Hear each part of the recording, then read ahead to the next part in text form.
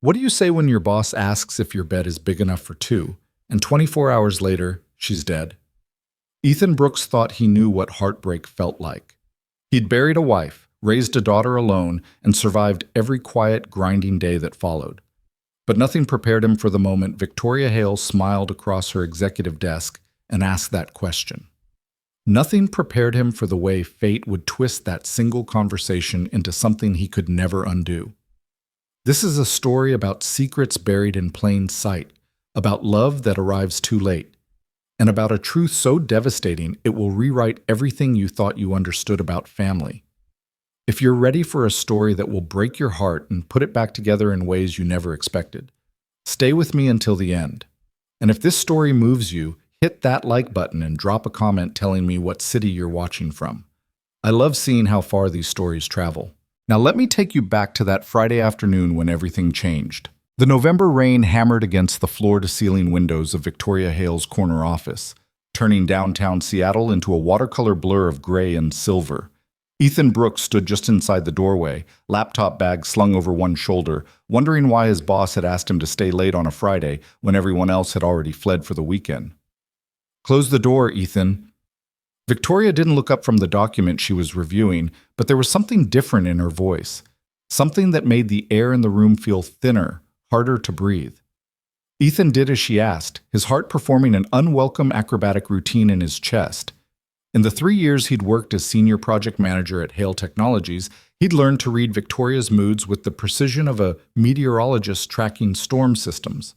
He knew the difference between her "someone's getting fired" voice and her "we just landed a major contract" voice. He knew when she was tired, when she was frustrated, when she was 3 steps ahead of everyone in the room and barely holding back her impatience while the rest of them caught up.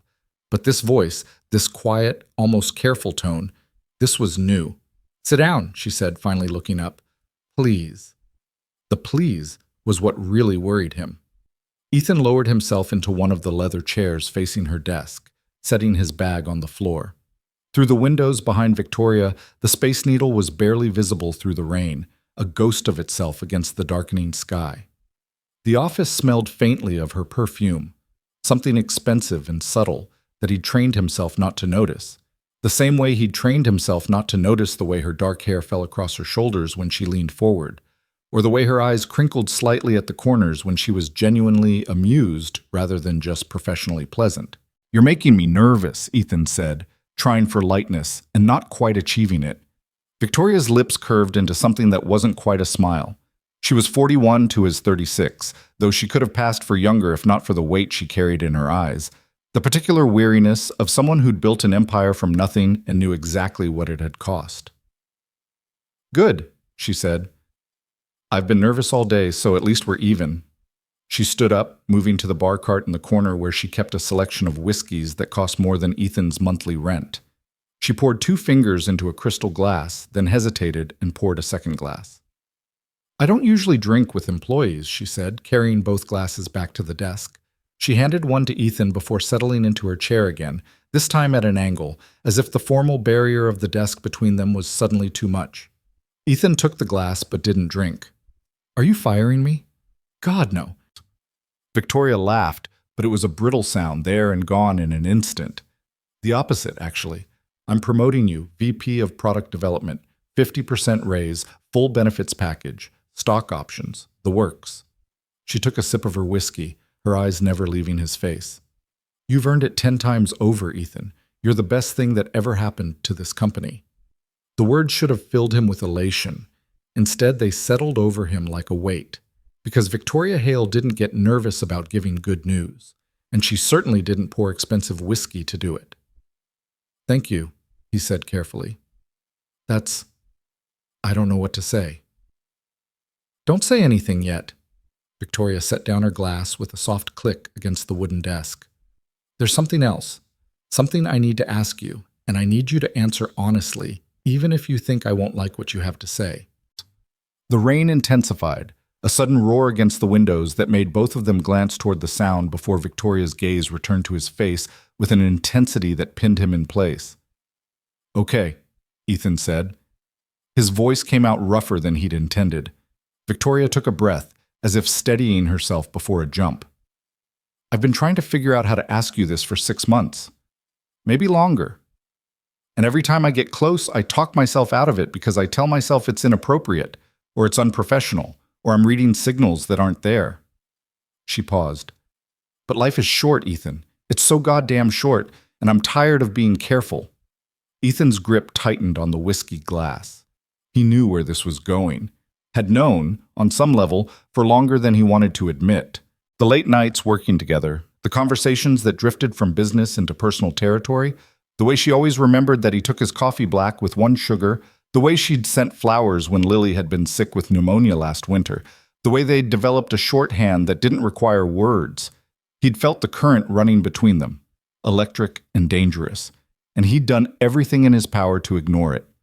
Because Victoria Hale was brilliant and beautiful and completely out of his league.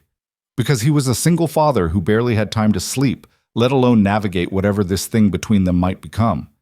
Because workplace romances were complicated enough without adding in the CEO-employee power dynamic that could destroy both their careers if things went wrong. Victoria, he started, but she held up a hand. Let me finish. Please. She stood up again, moving to the windows, her silhouette outlined against the gray light. I'm not asking you to make any promises. I'm not asking you to jump into something you're not ready for. I just need to know if I'm imagining this connection between us. She turned to face him, and in the dim light of the office, her vulnerability was almost painful to witness. Is your bed big enough for 2, Ethan? The question hung in the air between them, simple and devastating. Not a proposition, exactly. More like an opening. A way of asking if he'd thought about it too, the possibility of them. The logistics of combining their lives. The question of whether there was even room in his small, carefully ordered existence for someone like her. Ethan set down his glass and stood up, closing the distance between them until he was close enough to see the fine lines around her eyes, the slight tremor in her hands that she was trying to hide. Yes, he said quietly. It is. Victoria closed her eyes, and when she opened them again, something had shifted, a door opening, a barrier falling. I was hoping you'd say that. But I have Lily to think about, Ethan continued, forcing himself to be honest even as everything in him wanted to lean into this moment, into the possibility Victoria was offering. She's 9 years old and she's already lost her mother. I can't bring someone into her life unless I'm sure, unless we're both sure. I know. Victoria's hand came up, hesitated, then settled gently against his chest, just above his heart, as if she could feel it racing beneath her palm. I'm not asking for certainty, Ethan. I'm just asking for a chance. For both of us to stop pretending we don't feel this. What about the company, the optics? Fuck the optics. The vulgarity sounded strange in Victoria's cultured voice, but there was steel beneath it. I've spent 20 years building this place, and I'll be damned if I let it dictate who I'm allowed to care about. We'd have to be careful, yes, professional at work, but we're both adults, we can figure it out.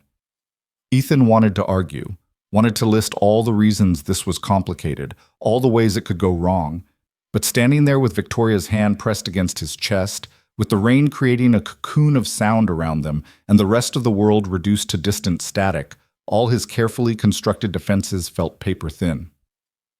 I need time, he said finally, to think about how to talk to Lily, to make sure I'm doing this for the right reasons. Of course. Victoria's hand dropped away, but she was smiling, a real smile this time, soft and genuine. I'm not going anywhere. Take all the time you need. What about starting with coffee, Ethan found himself saying. Tomorrow, somewhere neutral. We can talk about what this might look like without the weight of the office hanging over us. Victoria's expression transformed, something lighting up behind her eyes that made her look younger, almost hopeful. Tomorrow, she agreed. There's actually something I need to tell you, something important. She glanced at the window, then back at him. But not here, not now. Let's do it properly. Mysterious, Ethan said, trying to lighten the moment, even as curiosity sparked in his chest. Necessary, Victoria corrected. She reached out and squeezed his hand, just once, quick and warm. Thank you for being honest with me, for not making this more awkward than I already did. You didn't make it awkward. You made it real. They stood there for another moment, neither quite willing to break the spell, until Victoria finally stepped back and became once again the composed CEO he knew from boardrooms and quarterly reports. "Go home," she said softly. "Hug your daughter. I'll text you tomorrow morning with a time and place."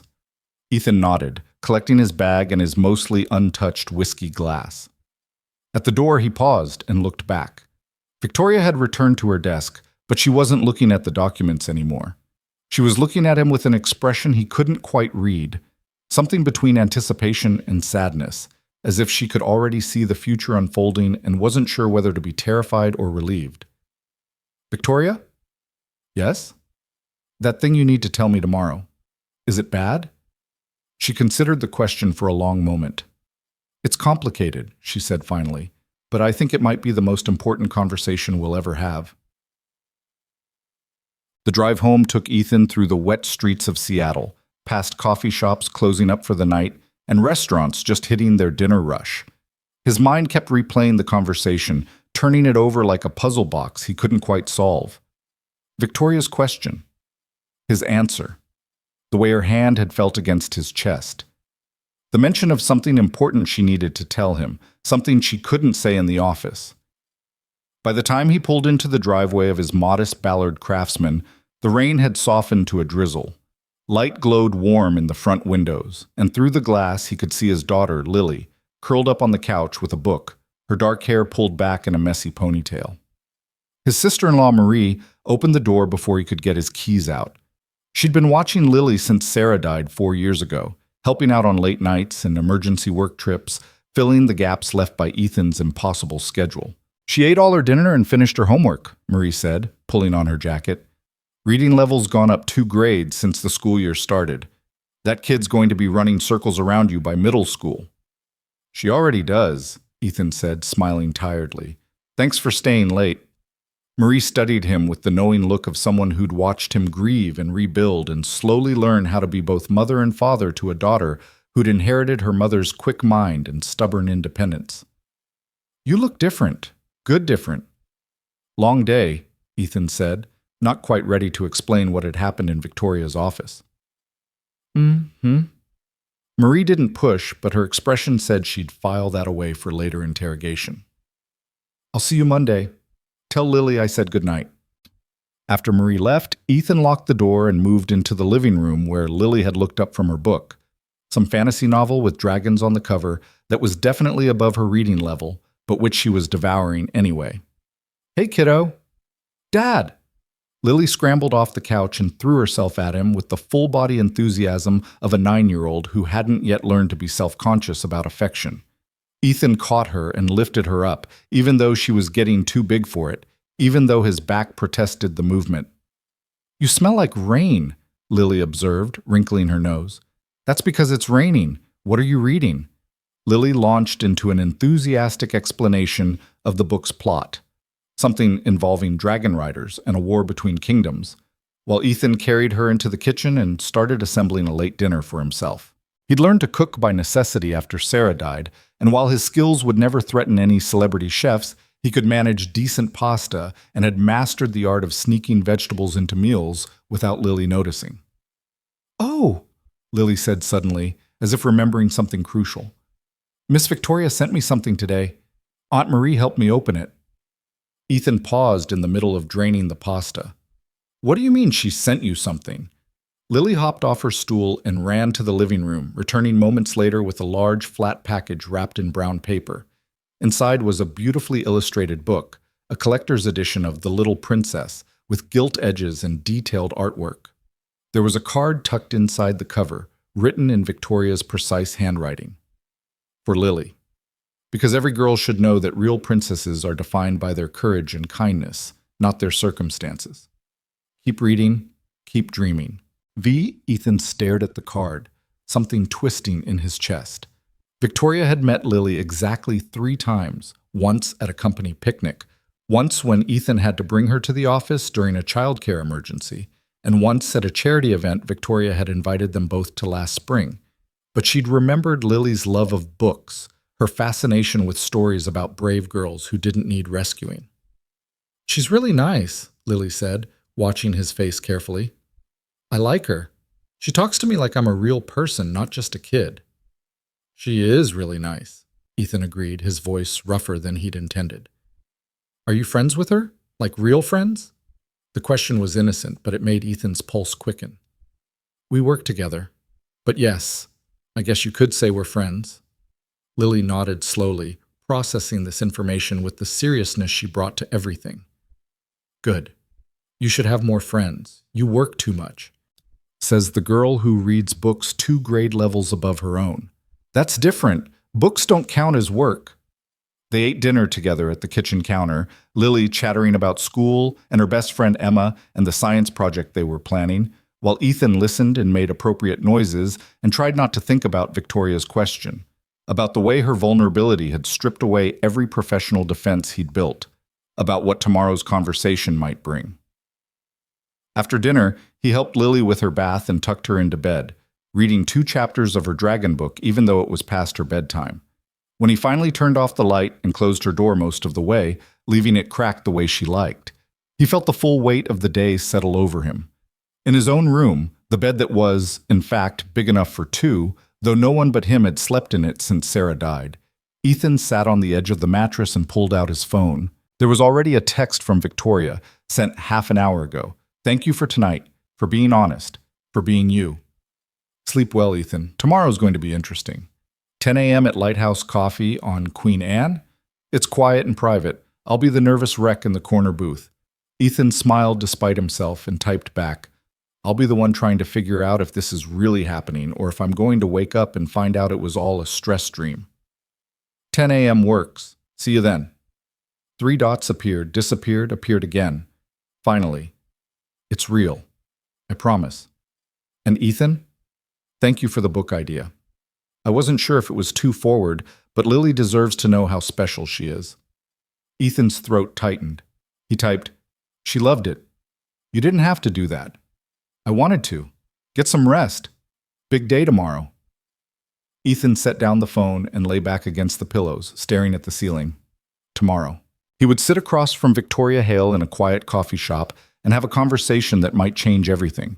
She would tell him something important, something complicated, and he would have to decide whether he was brave enough to let her into the life he'd built so carefully around his daughter. Is your bed big enough for 2? The question echoed in his mind as he closed his eyes. The answer was yes, but the real question, the one that would matter in the morning, was whether his heart had room for the risk. Saturday morning arrived cold and bright, the storm from the previous night having scrubbed the sky clean. Ethan woke early, made breakfast for Lily, and arranged for Marie to come over again even though it was the weekend. He told Lily he had an important meeting, which was technically true, and promised to be back by lunchtime.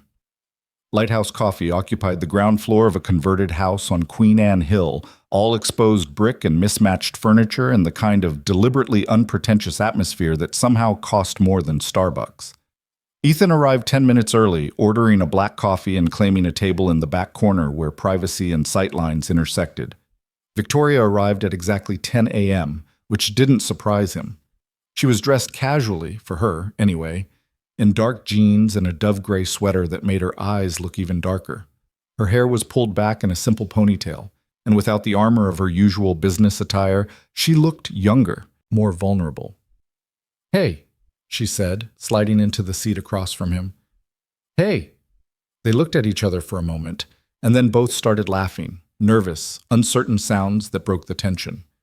This is weird, Victoria said. So weird, Ethan agreed. Good weird, but weird. I didn't sleep at all last night. I kept rehearsing what I was going to say and then changing my mind and starting over. Victoria wrapped her hands around her coffee cup as if trying to absorb its warmth. I don't think I've been this nervous since my first pitch to venture capitalists 20 years ago. You don't have to be nervous, not with me. That's exactly why I'm nervous. Victoria took a breath, visibly steadying herself. Okay, I'm just going to say this because if I try to ease into it, I'll lose my nerve. There's something I need to tell you about Lily. Every instinct in Ethan's body went on high alert. What about her? How much do you know about her adoption? About her biological parents? The question was so unexpected that Ethan actually leaned back in his chair, as if physical distance could help him process what Victoria was asking. I know what the agency told us when Sarah and I adopted her. Mother was a teenager who couldn't keep her. Father was out of the picture. It was a closed adoption, no contact, no identifying information. Why? Victoria's hands tightened around her coffee cup. When I was 16 years old, I got pregnant. My parents... She stopped, swallowed hard. My parents were not good people, Ethan. My father was a drunk who thought his fists solved problems. My mother was too scared of him to intervene. When they found out I was pregnant, they gave me exactly two choices: get rid of it or get out. Ethan felt something cold and sharp settling into his chest. Victoria. I wanted to keep her. Victoria's voice cracked, just slightly. God, I wanted to keep her so badly. But I was 16 and alone and terrified. The father was my high school boyfriend who disappeared the second he found out. I had no money, no support, nowhere to go. So I made the hardest decision of my life. I gave my baby up for adoption to a couple in Seattle who promised they would love her and give her everything I couldn't. The coffee shop seemed to have gone silent, or maybe that was just the roaring in Ethan's ears. He couldn't speak, couldn't breathe, could only stare at Victoria as she continued, tears now streaming silently down her face. I spent 25 years trying not to think about her, trying to build a life that would make sense of that choice. I told myself she was better off, that I'd done the right thing. But about 6 months ago, I hired a private investigator. I needed to know she was okay. I needed to know she was happy. Victoria reached into her bag and pulled out a folder, sliding it across the table. The investigator came back with this. Ethan's hands shook as he opened the folder. Inside were documents, birth records, adoption papers, photographs.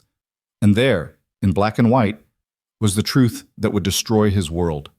Baby girl Hale, born April 15th, 2016, adopted by Sarah and Ethan Brooks. No, Ethan breathed. She's mine, Victoria whispered. Lily is my daughter. The coffee shop spun. Ethan gripped the edge of the table, trying to anchor himself against the wave of shock and disbelief and horror crashing over him. That's not possible. The dates don't... I lied about my age on the forms. I told them I was 18 when I was really 16. I was terrified they wouldn't let me go through with the adoption if they knew the truth. Victoria's voice was steady now, as if confessing this truth had brought her back to solid ground. I've had months to process this, Ethan. Months to verify every detail. I know this is devastating for you to hear, but it's the truth. Lily is my biological daughter. Ethan couldn't look at her, couldn't look at the documents, could only sit there as the foundation of his entire world cracked and shifted beneath him. Lily, his bright, beautiful daughter who'd been his reason for living since Sarah died, had another mother. A mother who was sitting across from him right now, who'd asked him if his bed was big enough for two, not as an invitation to romance, but as a question about whether there was room in his life for her to be part of her daughter's world. I'm not trying to take her from you, Victoria said quickly, desperately. That's not what this is. I signed away my parental rights. Legally, you're her father in every way that matters, but I can't pretend I don't know anymore. I can't keep sending her presents and pretending it's just because I'm your boss. I needed you to know the truth. You should have told me before, Ethan said, his voice coming out harsh. Before last night, before you asked me that question, before you let me think. He couldn't finish, couldn't articulate the betrayal that was twisting through him like poison. I know, you're right, but I was scared, Ethan. Scared you'd shut me out. Scared you'd think I was trying to manipulate you or that I had some ulterior motive. Victoria's composure finally cracked completely, and she buried her face in her hands. I'm so sorry. I handled this all wrong. I wanted one moment where you looked at me as Victoria, not as the woman who gave birth to your daughter. I wanted to know if what I felt was real or just my own desperate wish to be part of Lily's life. Ethan stood up abruptly, the chair scraping against the floor. I need to go. I need to think. Ethan, please. What do you want from me? He heard his voice rising and forced it back down, aware of the other customers glancing their way. Do you want me to thank you for telling me? Do you want me to invite you into Lily's life like it's that simple? She's 9 years old, Victoria. She doesn't need the complication of finding out her boss is secretly her birth mother. I know that, I'm not asking for anything right now. I just needed you to know the truth. Well, now I know. Ethan grabbed the folder off the table. I'm going home. I need to figure out how the hell to process this. He made it halfway to the door before Victoria's voice stopped him. Ethan, wait. He turned back reluctantly. Victoria had stood up, and she looked smaller somehow, stripped of all the power and confidence that usually surrounded her like armor. I know you're angry. You have every right to be. But please don't shut me out completely. Whatever happens between us, Lily deserves to know where she came from. She deserves to know that I never stopped thinking about her. That giving her up was the hardest thing I ever did, but I did it because I loved her. Ethan wanted to argue, wanted to rage against the impossible position she'd put him in. But looking at Victoria's tear-stained face, seeing the raw vulnerability in her eyes, all he could feel was a terrible, crushing sadness. I'm not going to make any promises right now, he said finally. I need time. We both need time. Of course, take all the time you need. Ethan left without another word, climbing into his car and sitting in the parking lot for 10 minutes before he trusted himself to drive. His phone buzzed, a text from Marie asking if he'd be home soon. Lily was asking for him. Lily, his daughter. Victoria's daughter. Both things true simultaneously, and he had no idea how to reconcile them. He drove home in a daze, the folder sitting on the passenger seat like a live grenade. Marie took one look at his face when he walked in and immediately offered to stay longer, but Ethan shook his head. He needed to be alone with his daughter, needed to look at her and see if anything had changed now that he knew the truth. Lily was in the backyard, kicking a soccer ball against the fence with single-minded determination. She looked up when Ethan came out, and her face split into a grin that made his heart crack. Dad, want to play? Sure, kiddo. They spent the next hour kicking the ball back and forth, Lily narrating an elaborate story about a championship game, while Ethan tried to focus on her joy, her energy, her complete and utter innocence of the bomb that had just detonated in his life. She had Victoria's eyes, he realized, the same dark intensity, the same ability to look at you and make you feel seen. How had he never noticed before? By the time they came inside for lunch, Ethan had made a decision. He wouldn't tell Lily. Not yet. Not until he'd figured out what it meant, what Victoria wanted, what was best for his daughter. She deserved better than having this truth dropped on her before anyone had figured out how to handle it.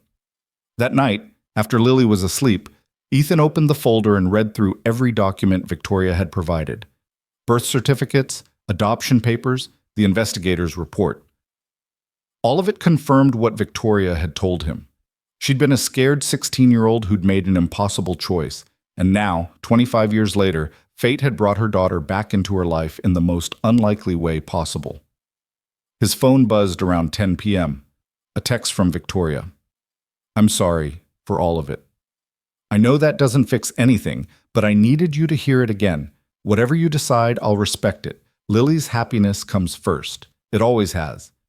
Ethan stared at the message for a long time before typing back. I need some time. I don't know what comes next, but I need space to figure it out. I understand. Take all the time you need. He set down the phone and walked to Lily's room, standing in her doorway and watching her sleep.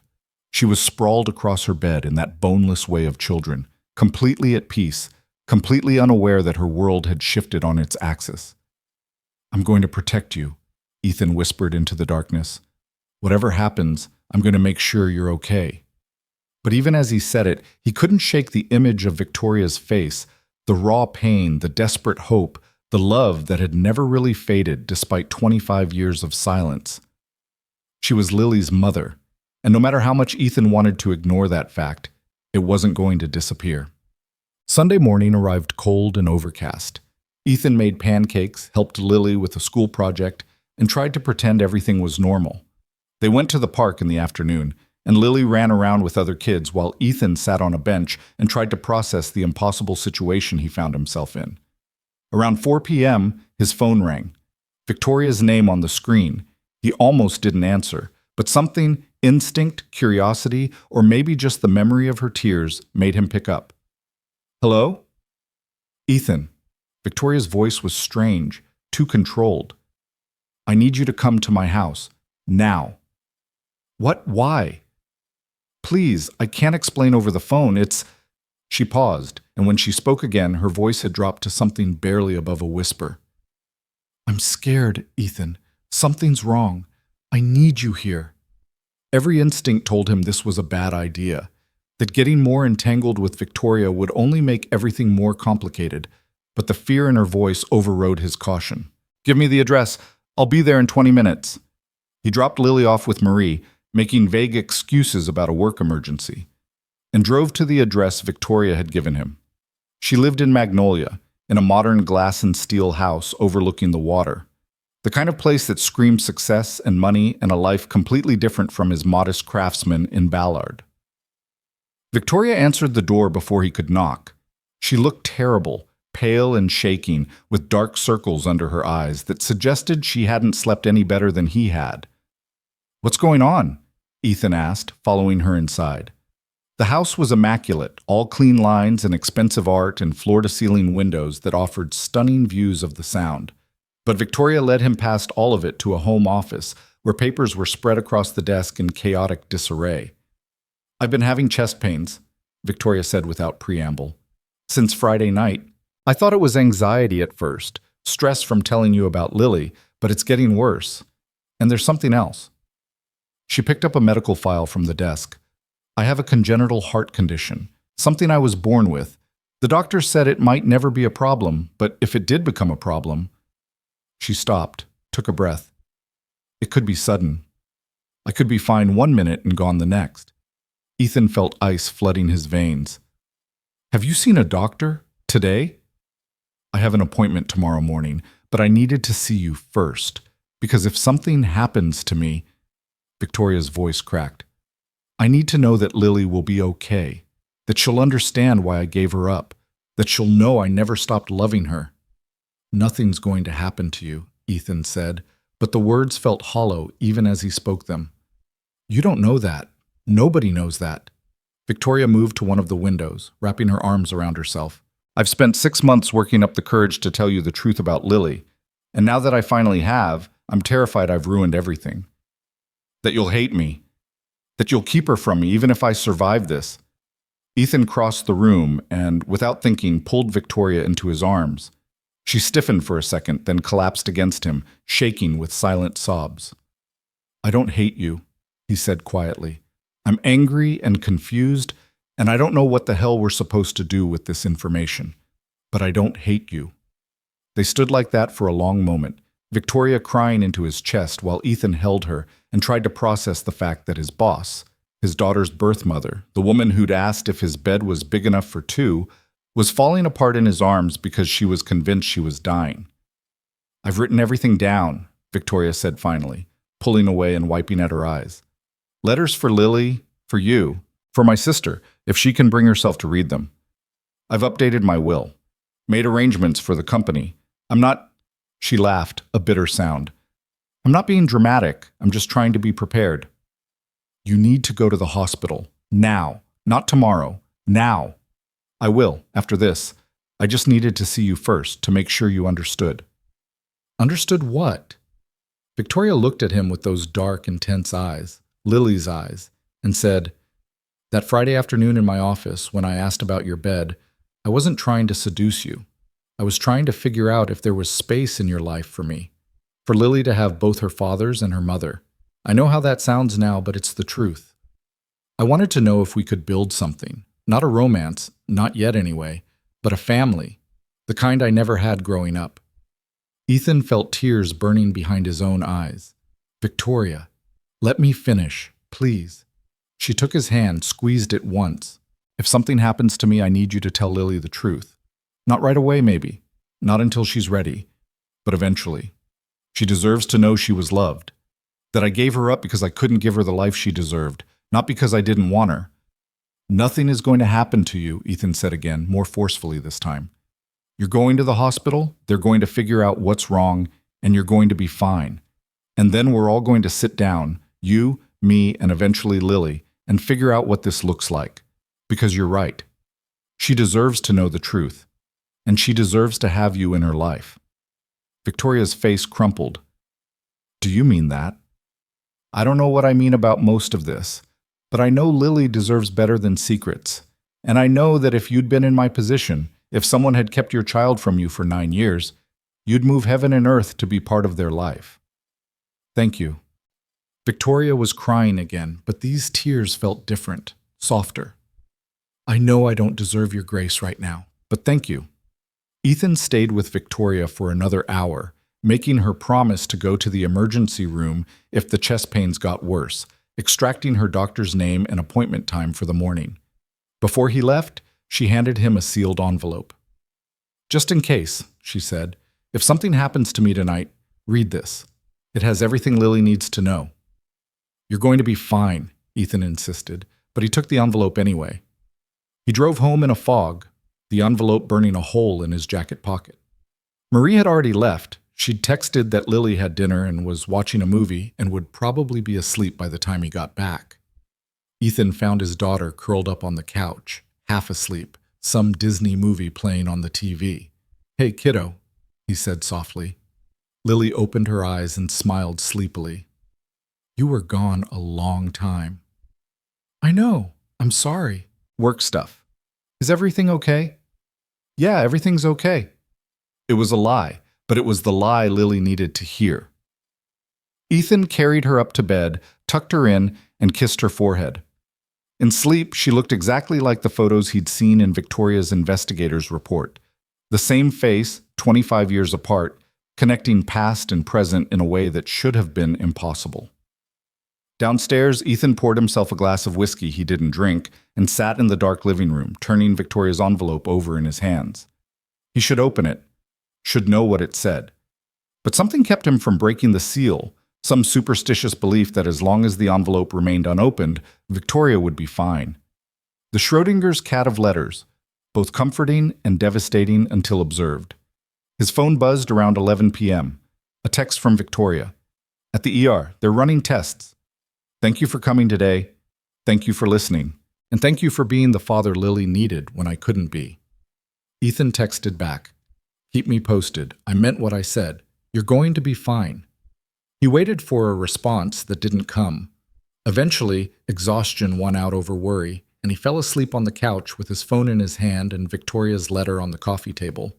He woke at 6 a.m. to sunlight streaming through the windows and his neck protesting the awkward angle he'd slept in. For a moment, he couldn't remember why he'd fallen asleep downstairs. Then it all came rushing back. Victoria's revelation, her fear, the letter. He checked his phone, no new messages. Ethan tried calling Victoria's number. It went straight to voicemail. He tried texting, no response. By 7 a.m., when Lily came downstairs asking for breakfast, unease had solidified into genuine fear. Something was wrong. He made Lily breakfast, got her dressed, and dropped her off at Marie's under the pretense of an important work meeting. Then he drove to Hale Technologies, hoping to find someone who knew where Victoria was, what had happened at the hospital. The office was nearly empty on a Sunday morning, but Victoria's assistant, Jennifer, was there, which wasn't unusual. Jennifer practically lived at the office, managing Victoria's impossible schedule with the efficiency of a Swiss watch. "Ethan," Jennifer looked up as he approached, and her face was pale. "Oh, God. You haven't heard." "Heard what?" Jennifer stood up, moving around her desk as if she needed the physical support. "Victoria died last night. A heart attack. They tried to revive her, but..." Her voice broke. "She's gone. She's really gone." The world tilted. Ethan gripped the edge of Jennifer's desk, trying to stay upright as the words crashed over him like a wave. "That's not possible. I just saw her yesterday. She was going to the hospital. They were running tests. I know, but something went wrong. Her heart just..." Jennifer wiped at her eyes. "The board is meeting this morning. They're trying to figure out what happens next. The company, her estate, all of it. It's a nightmare." Ethan couldn't breathe, couldn't think. All he could see was Victoria's face yesterday afternoon, pale and scared, telling him about her heart condition, handing him that envelope, making him promise to tell Lily the truth. "I have to go," he said, backing away from Jennifer's desk. "Ethan, wait!" But he was already moving, half running to his car, his hand shaking so badly he could barely get the key in the ignition. Victoria was dead. The woman who'd asked if his bed was big enough for two was dead. Lily's biological mother was dead, and she'd never know the truth. He drove home on autopilot, pulled into his driveway, and sat in the car for 10 minutes before he could make himself go inside. The house was empty. Lily still at Marie's, and Ethan found himself standing in his living room, staring at the envelope on the coffee table. "Just in case," Victoria had said.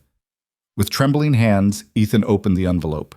The letter inside was handwritten, several pages long, and it began with two simple words that destroyed him. "Dear Lily." Ethan's hands shook as he unfolded the pages, Victoria's handwriting flowing across the paper in neat, careful lines. Each word felt like a knife. "Dear Lily, if you're reading this, it means I'm gone. I'm so sorry. I had so many things I wanted to tell you, so many years I wanted to spend watching you grow up from a distance, being grateful that you existed in this world, even if you didn't know who I was. Your father, Ethan, is the best man I've ever known. When I found out he was raising you after your mom, Sarah, passed away, I felt such relief. Because I knew you were safe, I knew you were loved, and that's all I ever wanted for you. I need you to know that giving you up was the hardest thing I ever did.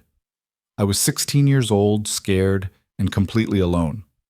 My parents weren't kind people, and I had no one to help me. I chose adoption because I wanted you to have everything I couldn't give you: a stable home, loving parents, a chance at a real life. For 25 years I wondered about you. I wondered if you were happy, if you were healthy, if you grew up knowing how wanted you were. 6 months ago, I hired someone to find you, and when I discovered you were Ethan's daughter, working at my company, living just across town, it felt like fate. Like the universe was giving me one more chance to make sure you knew the truth. I'm not asking for anything, sweetheart. I signed away my rights a long time ago. Ethan is your real father in every way that matters. But I want you to know that I never stopped thinking about you. That every success I built, every company milestone, every moment of my life was shaped by the choice I made to give you a better future than I could provide. Be brave. Be kind. And know that you were loved by more people than you'll ever realize." Always, Victoria Ethan read the letter 3 times, tears streaming down his face, before he could bring himself to set it down. Victoria had written this knowing she might die, had spent her last days making sure Lily would understand, would know the truth even if Victoria couldn't be there to tell her herself. The weight of it crushed him. The woman who'd asked about his bed hadn't been flirting.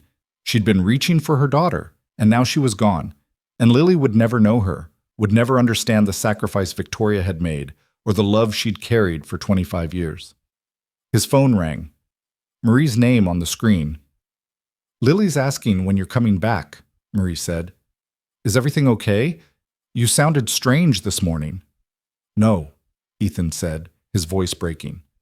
"Nothing's okay. Can you keep her a few more hours? I need time." "Ethan, you're scaring me. What happened?" "Victoria Hale died last night. Heart attack. She's gone." Silence on the other end. Then, softly, "Oh my God. Ethan, I'm so sorry. I know you two were close." Close.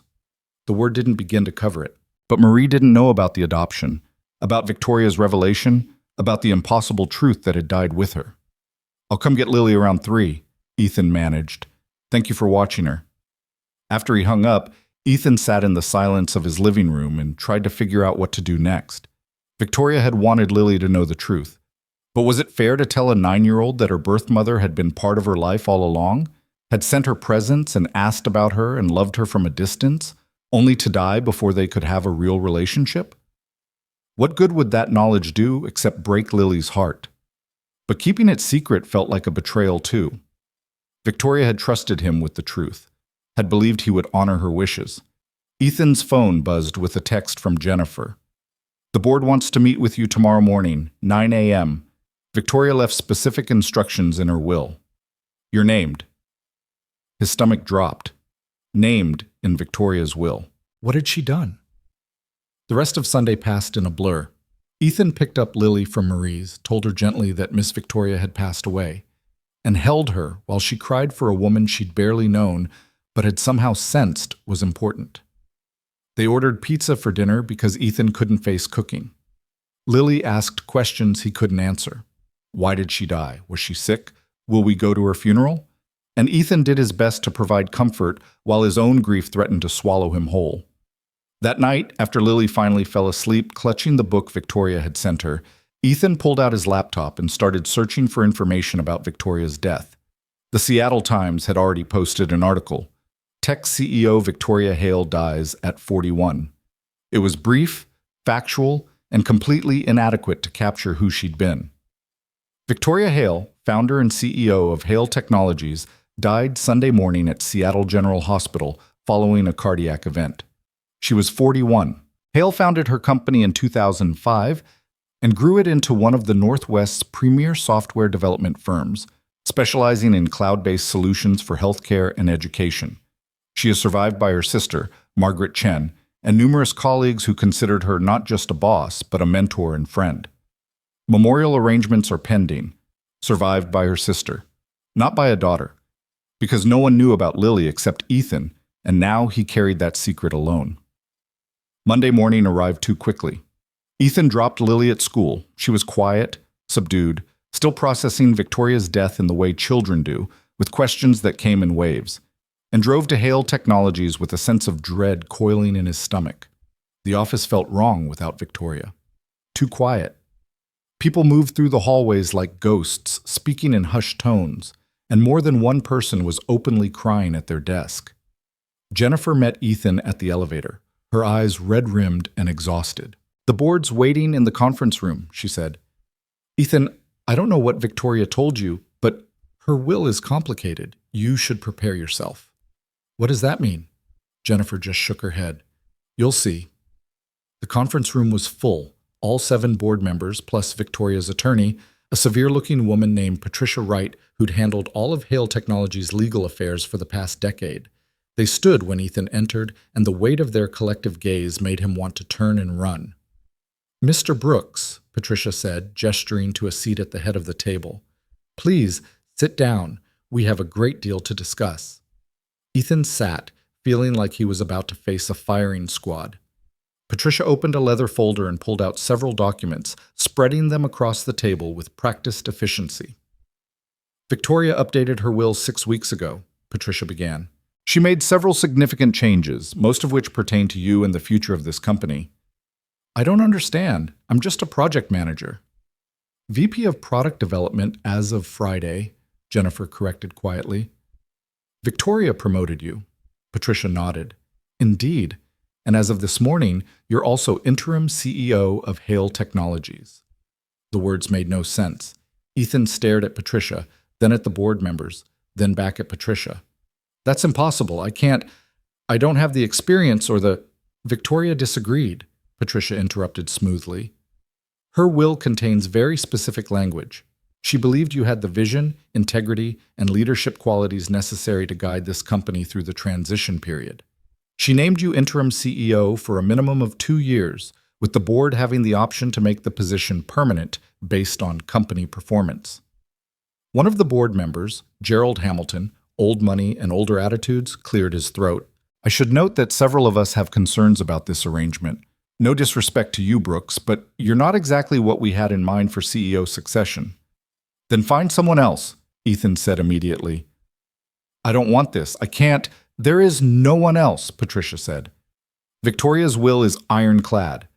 If the board refuses to honor her wishes, control of her shares, which constitute 51% of the company, will be transferred to a trust that will liquidate the company within 6 months.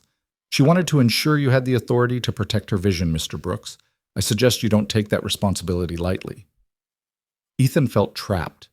Victoria had bound him to this company, to her legacy, in a way he couldn't escape without destroying everything she'd built. And somewhere in the back of his mind, he understood why. She was protecting Lily's inheritance, making sure her daughter's future was secure even if she couldn't be there to provide it herself. "There's more," Patricia continued, pulling out another document. "Victoria established a trust fund in the name of Lily Brooks. Upon Lily's 25th birthday, she will receive full ownership of Victoria's shares in Hale Technologies, along with all associated assets and properties. Until that time, you'll serve as trustee." The room erupted, board members speaking over each other, demanding explanations, questioning Victoria's mental state when she'd made these changes. Ethan couldn't hear any of it over the roaring in his ears. Victoria had given Lily the company, had ensured that her daughter, their daughter, would inherit everything she'd built. Why? Gerald Hamilton demanded. Why would Victoria leave her entire fortune to Brooke's kid? What was their relationship? Patricia's expression remained neutral. That's between Mr. Brooks and Victoria's estate. The terms are legal and binding. Unless someone wishes to contest the will, which I strongly advise against, these arrangements will stand. She knew, Ethan said quietly. Everyone turned to look at him. Victoria knew Lily was special, that she deserved to be taken care of, and she trusted me to make sure that happened. It wasn't the whole truth, but it was true enough. The meeting dragged on for another hour. Discussions of transition plans, staff announcements, media strategy for handling Victoria's death, and the leadership change. Ethan barely heard any of it. He kept thinking about Victoria's letter, about the trust fund, about the responsibilities she'd placed on his shoulders from beyond the grave. When the meeting finally ended, Jennifer caught up with Ethan in the hallway. There's something else.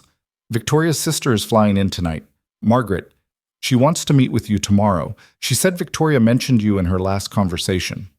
What did she say? Jennifer hesitated. That Victoria told her she'd finally found what she'd been looking for. Margaret didn't understand what she meant, but she thought you might. The words hit Ethan like a physical blow. Victoria's last conversation with her sister had been about finding Lily, about finally, after 25 years, knowing where her daughter was.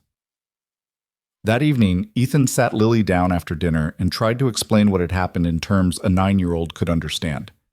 Miss Victoria left you some money, he said carefully, in her will. It's in something called a trust fund, which means you'll get it when you're older. Lily frowned, processing this. Why would she do that? She barely knew me. She knew you better than you think. She thought you were special, Lily. She wanted to make sure you'd be okay. But why? People don't just give money to random kids. Ethan's heart ached. This was the moment. He could tell her the truth, that Victoria was her biological mother, that she'd loved Lily from the moment she was born, that every kindness had been an expression of love that couldn't be spoken.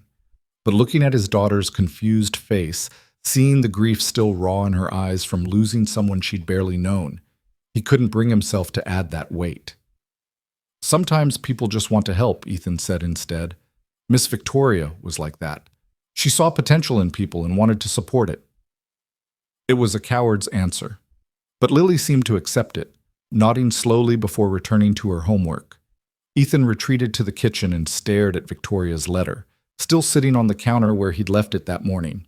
He was failing her, keeping secrets she'd wanted exposed, but he told himself it was temporary, that he'd tell Lily when she was older, when she could understand the complexity of what Victoria had done and why. The lie tasted bitter. Tuesday afternoon, Ethan met Margaret Chen in a private room at Victoria's attorney's office. Margaret was younger than Victoria by 5 years, with softer features but the same dark, intelligent eyes. She stood when Ethan entered, studying him with an intensity that made him uncomfortable. You must be Ethan, she said. I'm Margaret, Victoria's sister. I'm so sorry for your loss, Ethan said, the words automatic and inadequate. Margaret's expression flickered. Grief, anger, something else Ethan couldn't identify. Were you sleeping with my sister? The bluntness of the question caught Ethan off guard. What? No. We were friends, colleagues. Then why did she leave everything to your daughter? Why did she spend her last week talking about you and Lily like you were the most important people in her life? Margaret's voice cracked. I'm her sister, her only family, and she shut me out completely at the end. Ethan sank into one of the leather chairs, suddenly exhausted. It's complicated. Then uncomplicate it for me. Margaret sat across from him, her hands clenched in her lap. Because I'm trying to understand why my sister died alone in a hospital, why she pushed everyone away, why she gave her fortune to a child she barely knew. And you're the only person who might have answers. For a long moment, Ethan debated whether to tell her, whether Victoria would have wanted her sister to know. But looking at Margaret's desperate face, seeing the same pain he'd been carrying since Sunday, he made a decision. Victoria gave up a baby for adoption when she was 16, Ethan said quietly. That baby was Lily, my daughter. Margaret's face went through a series of expressions: shock, disbelief, comprehension, grief. Oh God, that's why she hired the investigator. That's why she was so secretive the last few months. She pressed a hand to her mouth. I knew she'd gotten pregnant in high school. Our parents made her get rid of it, or so I thought. She never talked about it again. She didn't get rid of it. She gave the baby up for adoption. And 6 months ago, she found out where Lily was. And she didn't tell me. Margaret's voice was hollow. She found her daughter and didn't tell her own sister. I think she was scared of what it meant, of how to handle it. Ethan pulled out Victoria's letter from his jacket pocket. She wrote this for Lily in case something happened. Margaret read the letter with tears streaming down her face. When she finished, she folded it carefully and handed it back to Ethan.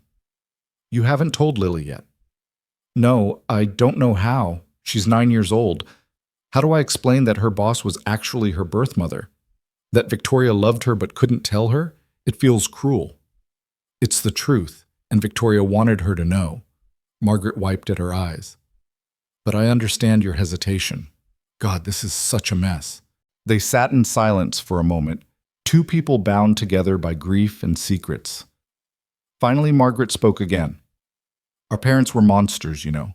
Our father was violent. Our mother was absent. Victoria raised me more than they ever did. When she got pregnant, they gave her an ultimatum, abort or leave. And Victoria... Margaret's voice broke. She chose to leave. She was 16 years old and she walked away from everything rather than end that pregnancy. I always thought she was stupid for it, but now I understand. She was protecting Lily even then. She never stopped protecting her, Ethan said. Everything she built, every success, it was all for Lily. She just never got the chance to tell her. Margaret pulled out her phone and scrolled through something before turning the screen toward Ethan. Victoria sent me this 2 days before she died. I didn't understand it at the time. It was a photo of Lily at the company picnic last summer, laughing at something another kid had said, her face bright with joy. Victoria must have taken it from a distance. She said, I'm looking at my whole world and she doesn't even know I exist, Margaret continued. I thought she was being dramatic, but she was talking about Lily. Ethan's throat tightened. She loved her so much, and Lily will never know. Then we make sure she knows. Margaret's voice hardened with determination. Not today, maybe. Not until she's ready, but eventually. Because Victoria deserves to be remembered as more than just a CEO who died young. She deserves to be remembered as Lily's mother. They talked for another hour, Margaret filling in pieces of Victoria's history that Ethan had never known. The poverty she'd escaped, the scholarships she'd earned, the way she'd built Hale Technologies from nothing while sending money back to help Margaret escape their parents' house. Victoria had been a survivor long before she became a success, and everything she'd survived had been preparation for the moment she gave up her daughter. Before they parted, Margaret gave Ethan her contact information. I'd like to know Lily, if that's okay. Not as her aunt, not yet, but as someone who loved her mother, someone who can tell her stories about Victoria when the time comes. I'd like that, Ethan said, and he meant it. That night, after Lily was asleep, Ethan stood in his bedroom and looked at the bed Victoria had asked about. It was big enough for two, but it would remain empty, a monument to possibility that died before it could become real. His phone buzzed with a text from Jennifer. Staff meeting tomorrow at 9 a.m. They're expecting you to say something about Victoria, about the future. Everyone's scared, Ethan. He typed back. I'll be there. But he had no idea what he was going to say. How did you eulogize someone in a corporate setting?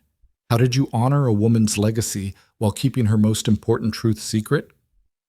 Ethan opened his laptop and started typing, words flowing without conscious thought. He wrote about Victoria's vision, her integrity, her commitment to building something that mattered. He wrote about her kindness, the way she saw potential in people others overlooked, the way she believed in second chances and redemption. He wrote everything except the truth, that she'd been a mother searching for her daughter, that she'd died before she could claim the relationship she'd sacrificed everything to protect. Wednesday morning, Ethan stood in front of the assembled staff of Hale Technologies and delivered his speech. People cried, people nodded, and when he finished, they applauded. Not for him, but for Victoria's memory. Jennifer approached him afterward, her eyes still red. That was beautiful, She would have loved it. I left so much out, Ethan said quietly. You said what people needed to hear. That's what matters. But Ethan couldn't shake the feeling that he'd betrayed Victoria, that by keeping her secret, he was erasing the most important part of who she'd been. Over the next few days, Ethan fell into the rhythm of his new role.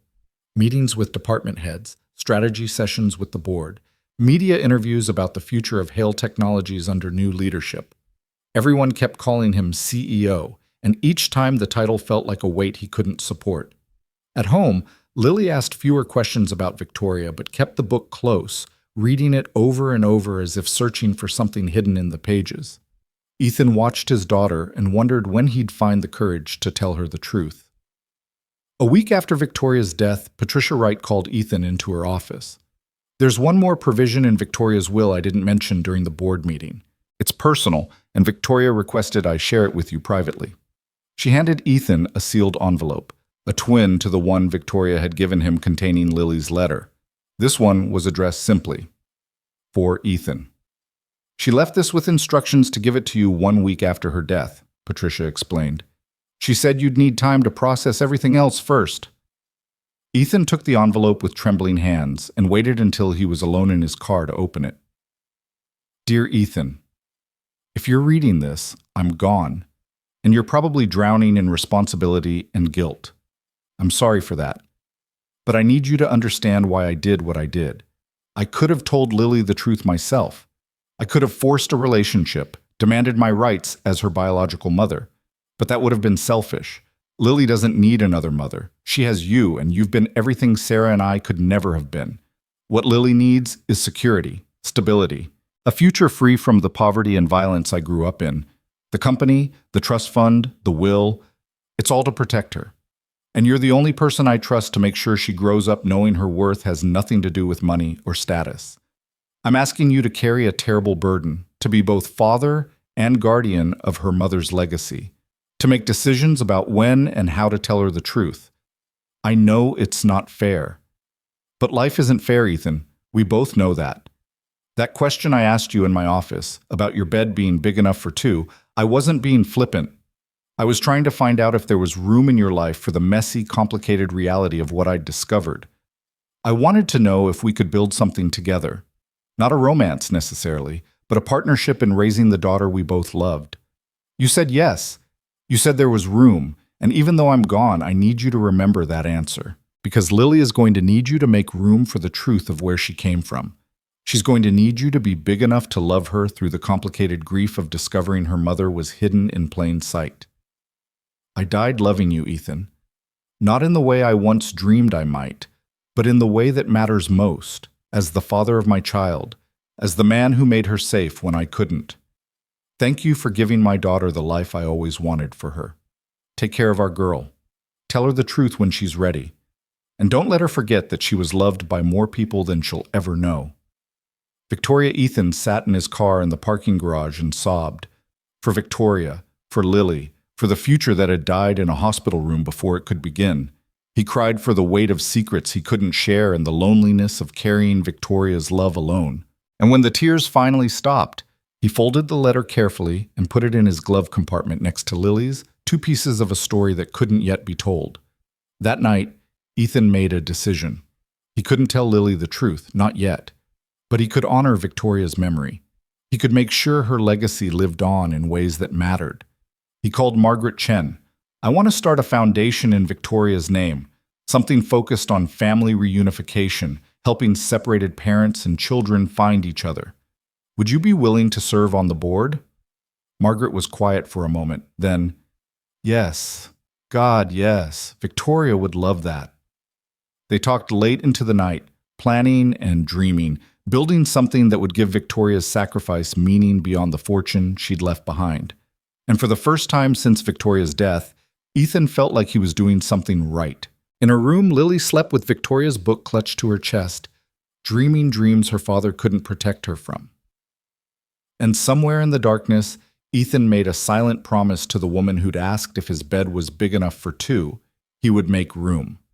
For the truth, for the grief, for the complicated reality of loving a child across the distance of secrets and death.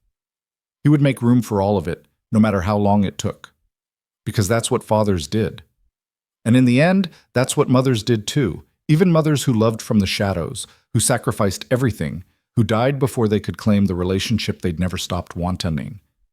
Ethan would make sure Lily knew, someday. When she was ready, he would tell her about the woman who gave her life twice, once at birth and once through a fortune built on dreams of a daughter she couldn't name. But for now, in the quiet of his house with his daughter sleeping upstairs, Ethan carried Victoria's secret like a second heartbeat, steady, insistent, waiting for the moment when it could finally be spoken aloud. The weeks that followed became a study in compartmentalization. Ethan learned to divide his life into sections that couldn't touch.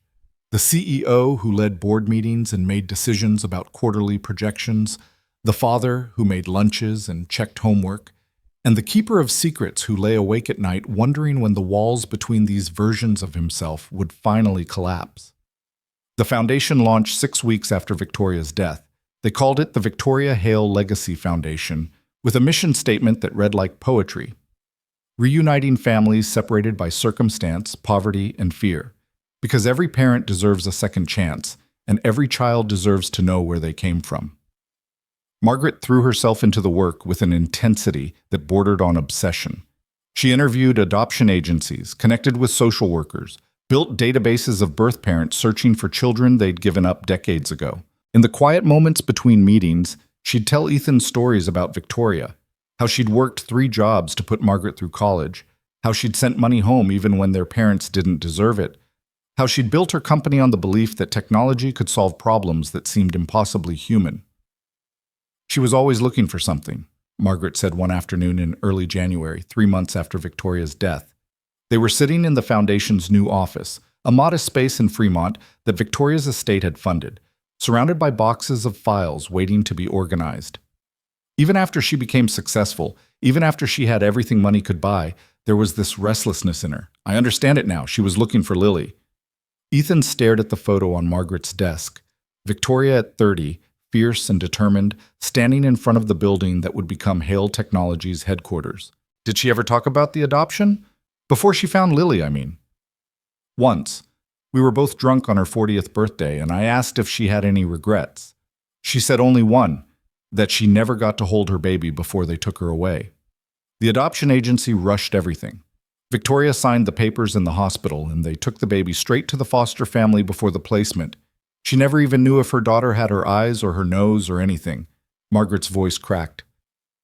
41 years old, and that was still the thing that haunted her most. The words settled over Ethan like a weight. Victoria had never held Lily, had never traced her fingers over her daughter's face, never counted her toes, never breathed in that new baby smell that Ethan remembered from Lily's first days in their home. She'd signed papers and walked away with empty arms and a heart that would never fully heal. Lily has her eyes, Ethan said quietly, the same dark intensity. The way she looks at you and makes you feel like she can see through all your defenses straight to who you really are. Margaret smiled sadly. Victoria would have loved knowing that. At home, Lily was changing in ways that both comforted and terrified Ethan. She'd thrown herself into reading with renewed passion, as if Victoria's gift of that book had unlocked something in her. She devoured novels about strong girls and complicated families, asking questions about adoption and biological parents that made Ethan's heart race with guilt. Emma at school says adopted kids always wonder about their real parents, Lily announced one evening in February, 4 months after Victoria's death. She was setting the table while Ethan finished cooking dinner, spaghetti with the sauce Lily claimed was better than anything from a jar, though Ethan suspected she was just being kind. Real parents are the ones who raise you, Ethan said carefully, keeping his focus on the stove. Biology doesn't make you a parent. Love does. But don't you think the biological parents wonder too? Don't you think they want to know if their kid is okay? Ethan's grip tightened on the wooden spoon. I think it depends on why they gave the child up. If they did it out of love to give that child a better life, then yes, I think they wonder every single day. Lily was quiet for a moment, processing this.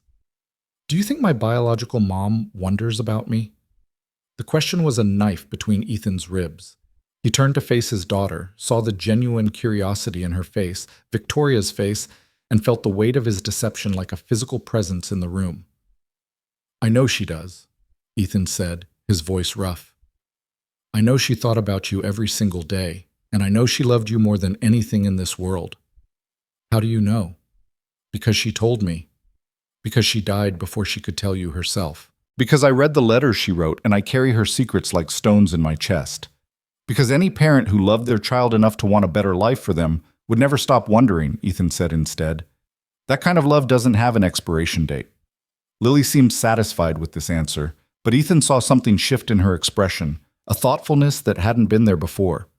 She was getting older, asking harder questions, and eventually she would piece together the truth even if he never spoke it aloud. The book from Victoria, the trust fund, the foundation named after a woman who'd barely known her. All of it pointed toward a connection that Ethan couldn't explain without revealing everything.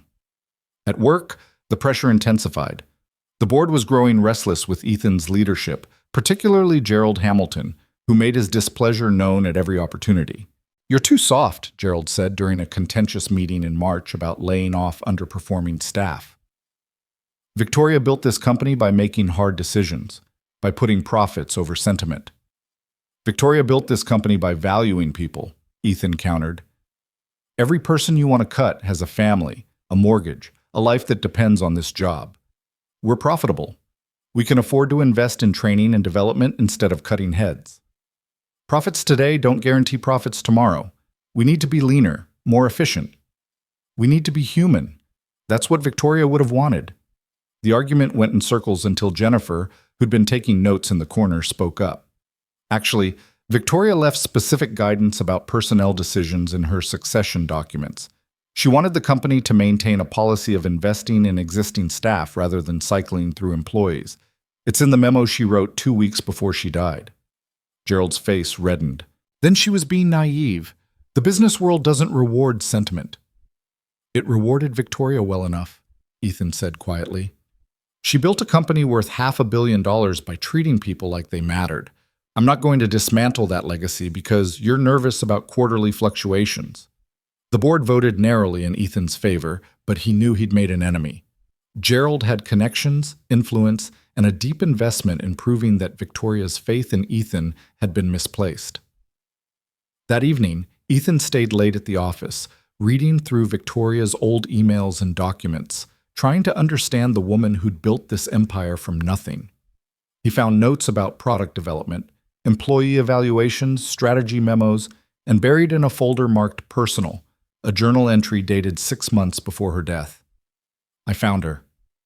After 25 years, I finally know where my daughter is. Her name is Lily Brooks. She's 9 years old. She loves books and science and asking questions that don't have easy answers. She's adopted by a single father named Ethan Brooks, who works at my company. Works for me, though he doesn't know the connection. I've been watching from a distance, trying to figure out how to tell him, tell her, tell anyone.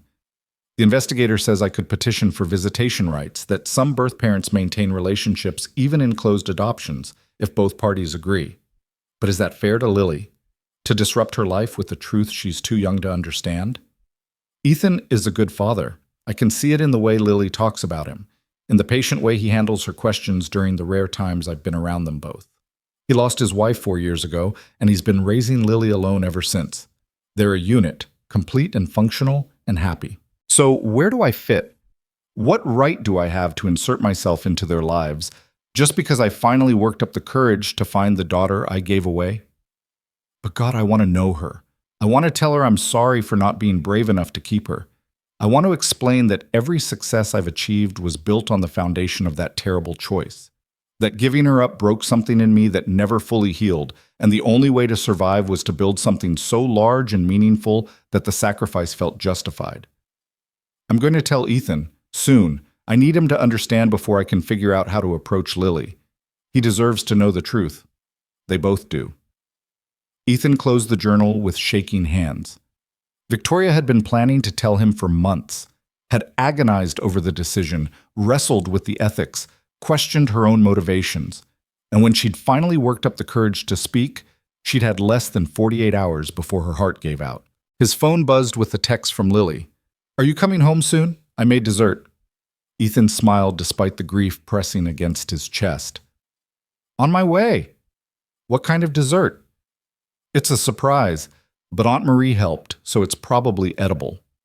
20 minutes later, Ethan walked into his house to find the kitchen covered in flour, Lily wearing an apron 3 sizes too big, and Marie laughing while frosting what appeared to be a lopsided chocolate cake. "We're celebrating," Lily announced. "I got an A on my science project." "That's wonderful, kiddo. What was the project?" "Genetics and heredity. I did this whole presentation about eye color and hair color and how traits get passed down through families." Lily's enthusiasm was infectious as she described her project, complete with charts and diagrams, and a family tree that traced back 3 generations on Ethan's side and Sarah's side, but conspicuously left blank the branches that would have led to Lily's biological parents. "Mrs. Chen came to watch my presentation," Lily continued, using the name Margaret had asked to be called. Not aunt, not family friend, just Mrs. Chen. "She said my research was really thorough." Ethan glanced at Marie, who shrugged. "Margaret texted me last week asking about Lily's school schedule, said she wanted to support her however she could. I figured it was okay." It was more than okay. It was Margaret keeping her promise to be present in Lily's life, to be a bridge between the daughter and the mother who'd never gotten to claim that relationship. Ethan made a mental note to thank her. They ate cake and talked about school and Margaret's latest foundation success story. A mother and daughter reunited after 30 years apart, both of them crying in the foundation office while Margaret facilitated their first conversation. Lily listened with rapt attention, asking questions about adoption and reunion that made Ethan's throat tight. "Do you think everyone should know their biological parents?" Lily asked. "Even if they're happy with their adoptive family?" "I think everyone deserves the choice," Ethan said carefully. "Some people need that connection to feel complete. Others are happy without it. There's no right answer. But if someone wanted to find their biological parents, the foundation would help. That's exactly what it's for." Lily nodded slowly, and Ethan saw wheels turning behind her eyes. She was filing this information away, building a framework for understanding that would eventually include her own story. The question was whether Ethan would be the one to fill in those blanks, or whether Lily would piece it together herself. After Marie left and Lily went to bed, Ethan sat at his kitchen table with Victoria's letters spread in front of him. The one for Lily. The one for him. And a third letter he'd found in Victoria's journal, one she'd never finished, dated 2 days before her death. "Dear Lily, I'm trying to write this letter for the 3rd time. I keep starting and stopping because I don't know how to explain what I need to say. I'm your mother, not the mother who raised you. Sarah was that, and from everything your father has told me, she was wonderful. But I'm the mother who gave birth to you, who carried you for 9 months, and then made the hardest choice of my life. I found you 6 months ago. I've been working up the courage to tell you ever since. But I'm scared, Lily. Scared you'll hate me for giving you up. Scared you'll think I didn't want you. Scared that knowing the truth will hurt more than not knowing. But you deserve the truth. You deserve to know that I—" The letter ended there, unfinished. Victoria had run out of time to find the words. Ethan's phone rang, pulling him from his thoughts. Margaret's name on the screen. "I'm sorry to call so late," she said, "but I need to tell you something. The investigator who Victoria hired to find Lily, he contacted me today. He has more documents.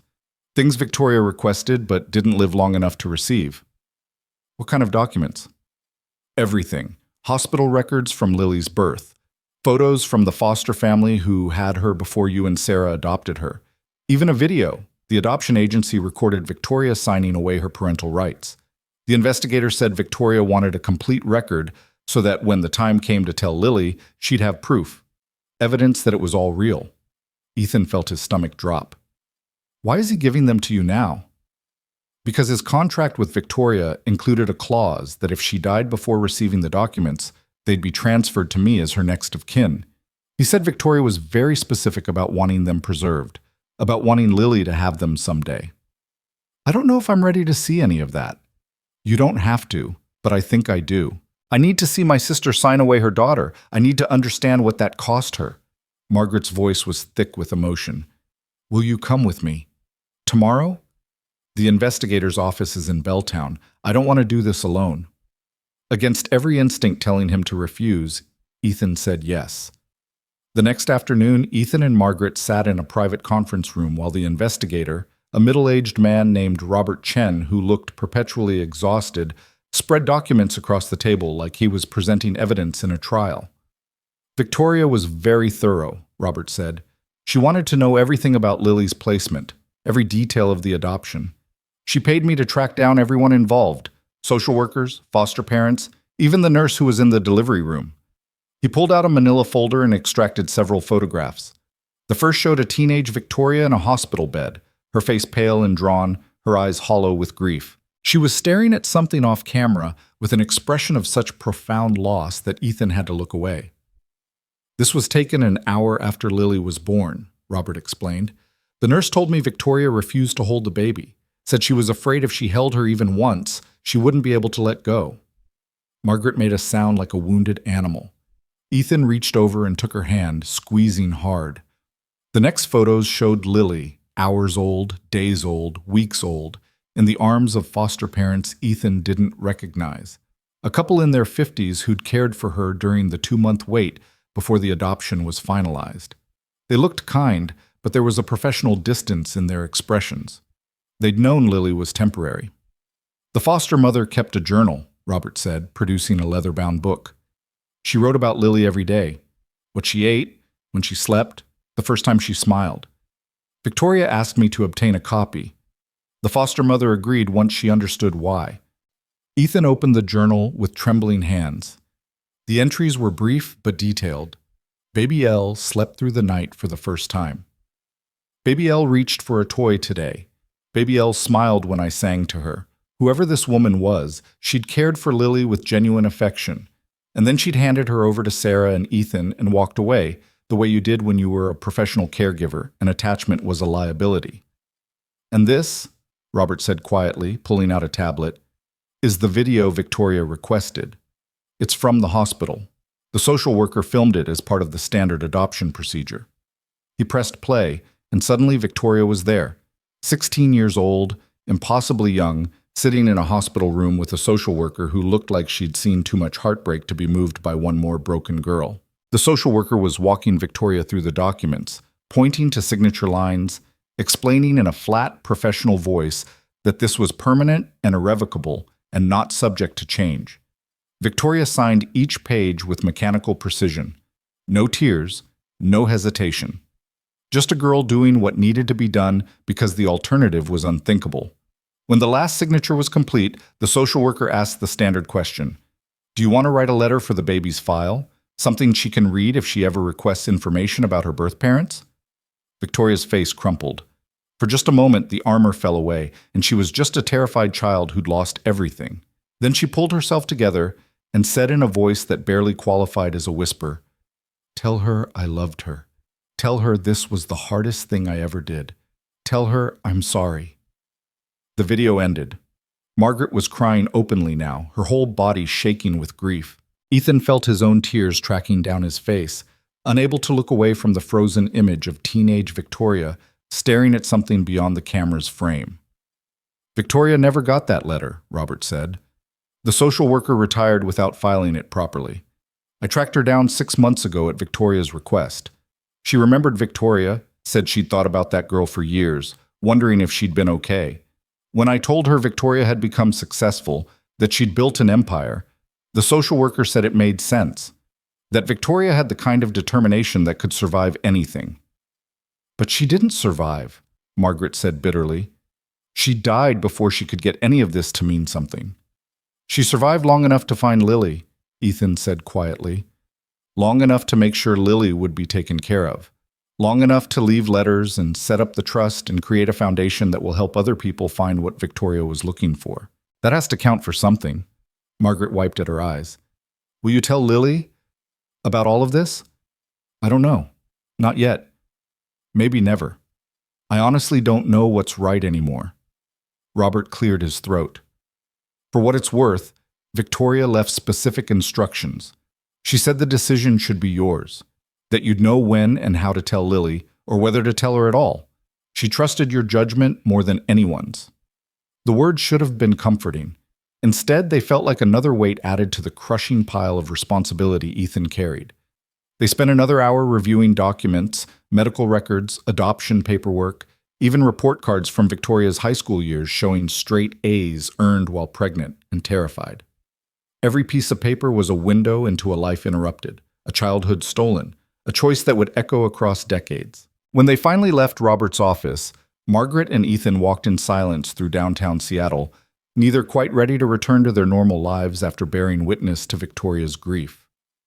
"I'm going to tell Lily," Ethan said finally, surprising himself with the certainty in his voice.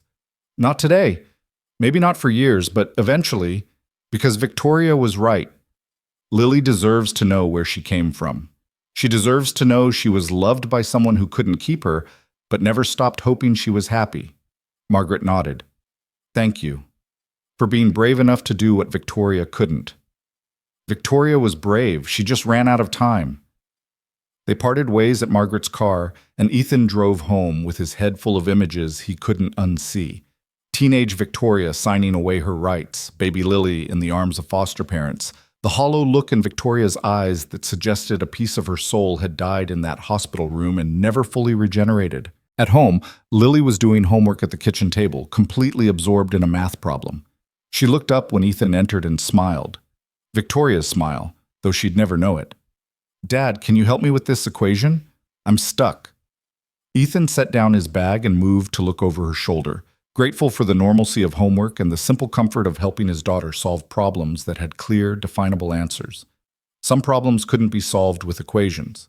Some truths were too complicated for formulas. But this, helping Lily understand how to isolate variables and find solutions, this was something he could do.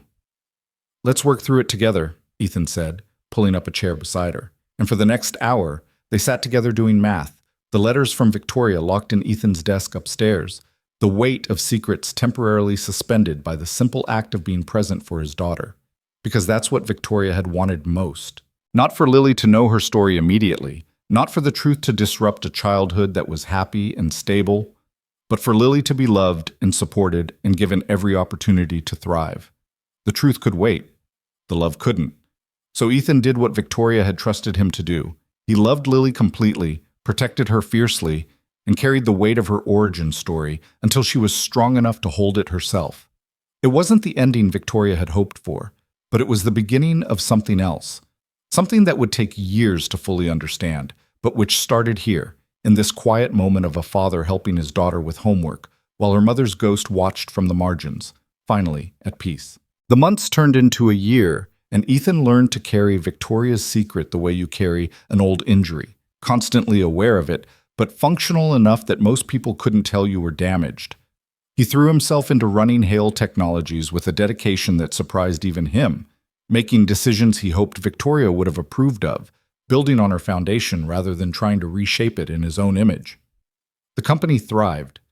Under Ethan's leadership, they expanded into educational software for underserved communities, launched a scholarship program for children of single parents, and maintained the employee-first culture that Victoria had insisted on, even when the board pushed back.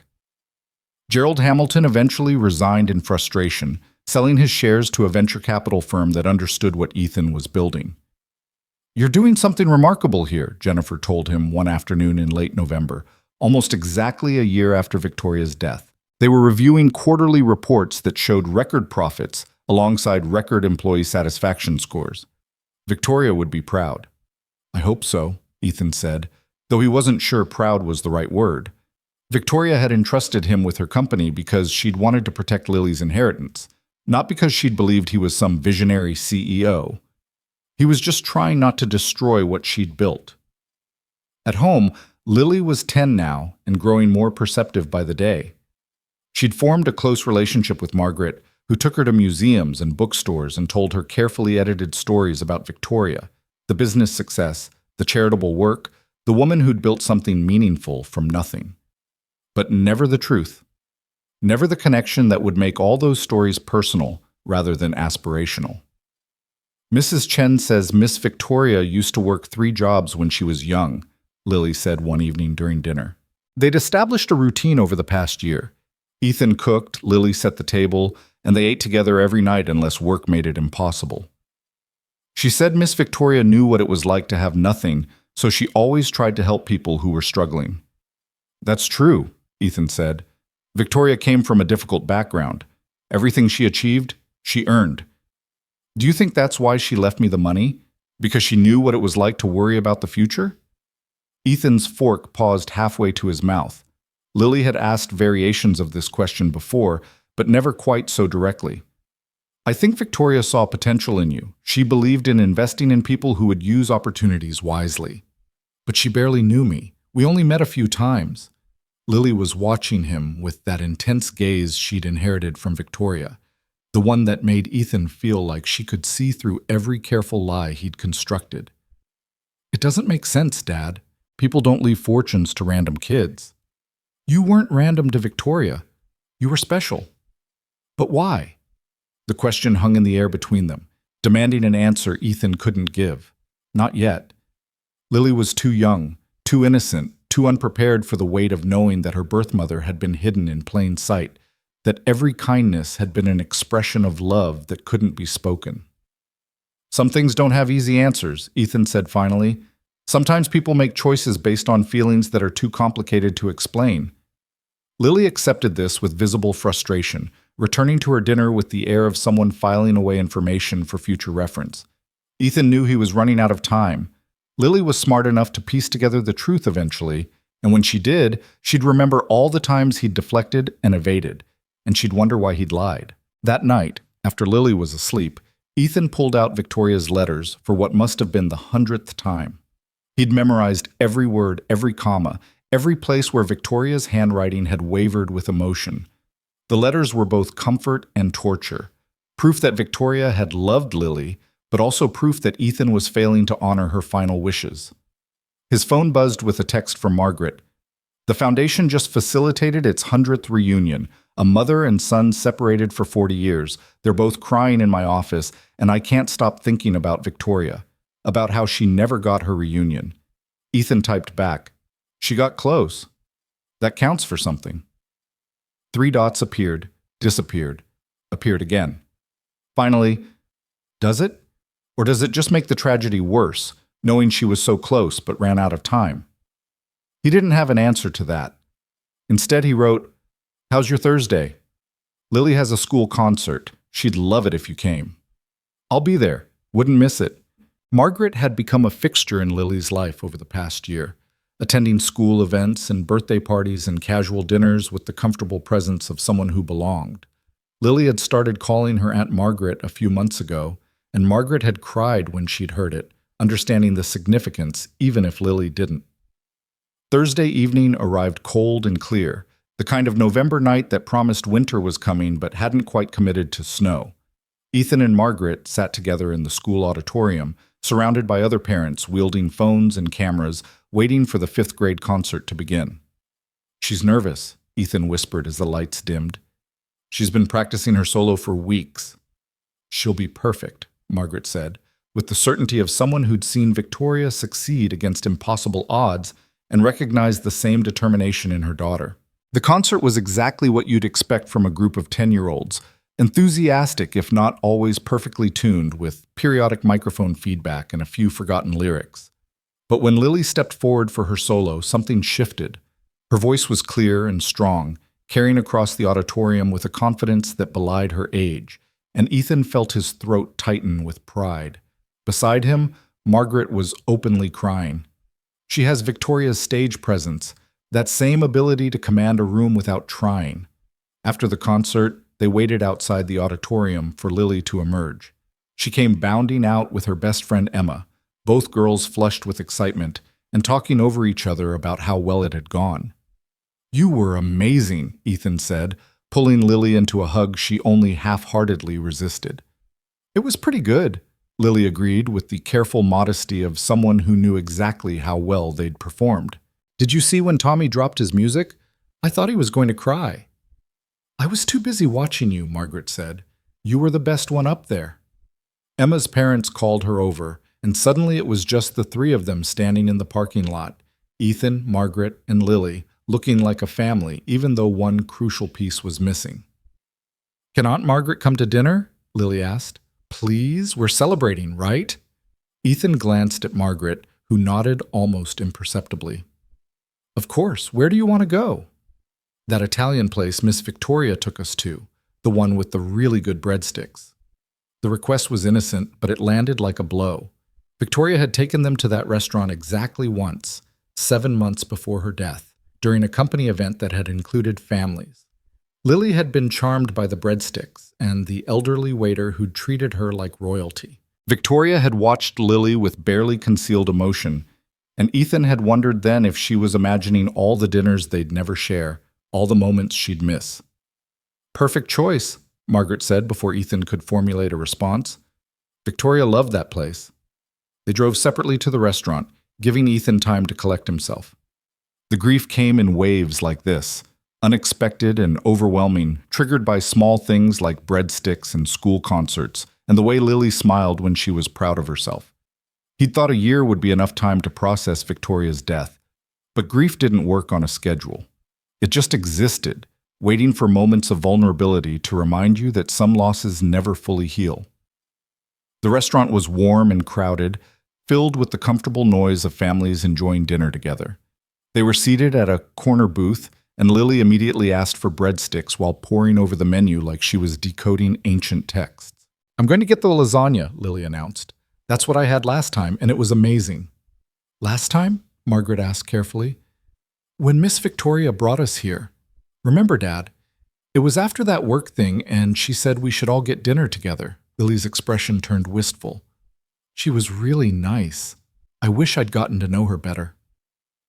Ethan and Margaret exchanged glances across the table. This was the opening they'd been waiting for, the chance to tell Lily something closer to the truth without revealing everything. But before either of them could speak, Lily continued. "Emma says her parents knew Miss Victoria from some business thing, and they were really sad when she died. Emma's mom said Miss Victoria was the kind of person who made everyone around her better." Lily looked up from her menu. "Is that true? Did Miss Victoria make you better, Dad?" The question was devastating in its innocence. Ethan thought about that Friday afternoon in Victoria's office, about the question that had changed everything, about the 48 hours between hope and heartbreak that had redefined his entire understanding of family and fate. "Yes," Ethan said quietly. "She made me want to be a better person, a better father. She had that effect on people." "I think she would have been a good mom," Lily said, returning her attention to the menu. "If she'd had kids, I mean. She had that feeling about her, like she understood stuff without you having to explain it." Margaret made a soft sound halfway between a laugh and a sob. Lily looked up, concerned, and Margaret waved it away. "Sorry, I just miss my sister. Hearing you talk about her like that, it means a lot." "Did Miss Victoria ever want kids?" Lily asked, with the directness of someone too young to understand why that question might be painful. "Yes," Margaret said, her voice steady despite the tears tracking down her face. "She wanted a daughter very badly. She would have been an amazing mother." The food arrived, saving them from having to continue that conversation. They ate and talked about school and the foundation and Lily's upcoming birthday, the conversation flowing easily around the truth that couldn't yet be spoken. But Ethan felt it pressing against his chest like a living thing, demanding to be released. After dinner, Ethan drove Lily home while Margaret followed in her own car. They'd fallen into this pattern over the past few months, Margaret joining them for family events, staying for movie nights and game nights, and the comfortable domesticity of ordinary life. She was building a relationship with Lily piece by piece, moment by moment, in a way Victoria never got the chance to do. At home, Lily went upstairs to get ready for bed, while Ethan and Margaret sat in the living room nursing glasses of wine and the comfortable silence of people who'd been through something terrible together and come out the other side, changed, but functional. "She's going to figure it out soon," Margaret said finally. "The questions are getting more specific. The connections are too obvious. It's only a matter of time before she puts it together." "I know. I've been thinking the same thing." Ethan swirled the wine in his glass, watching the liquid catch the light.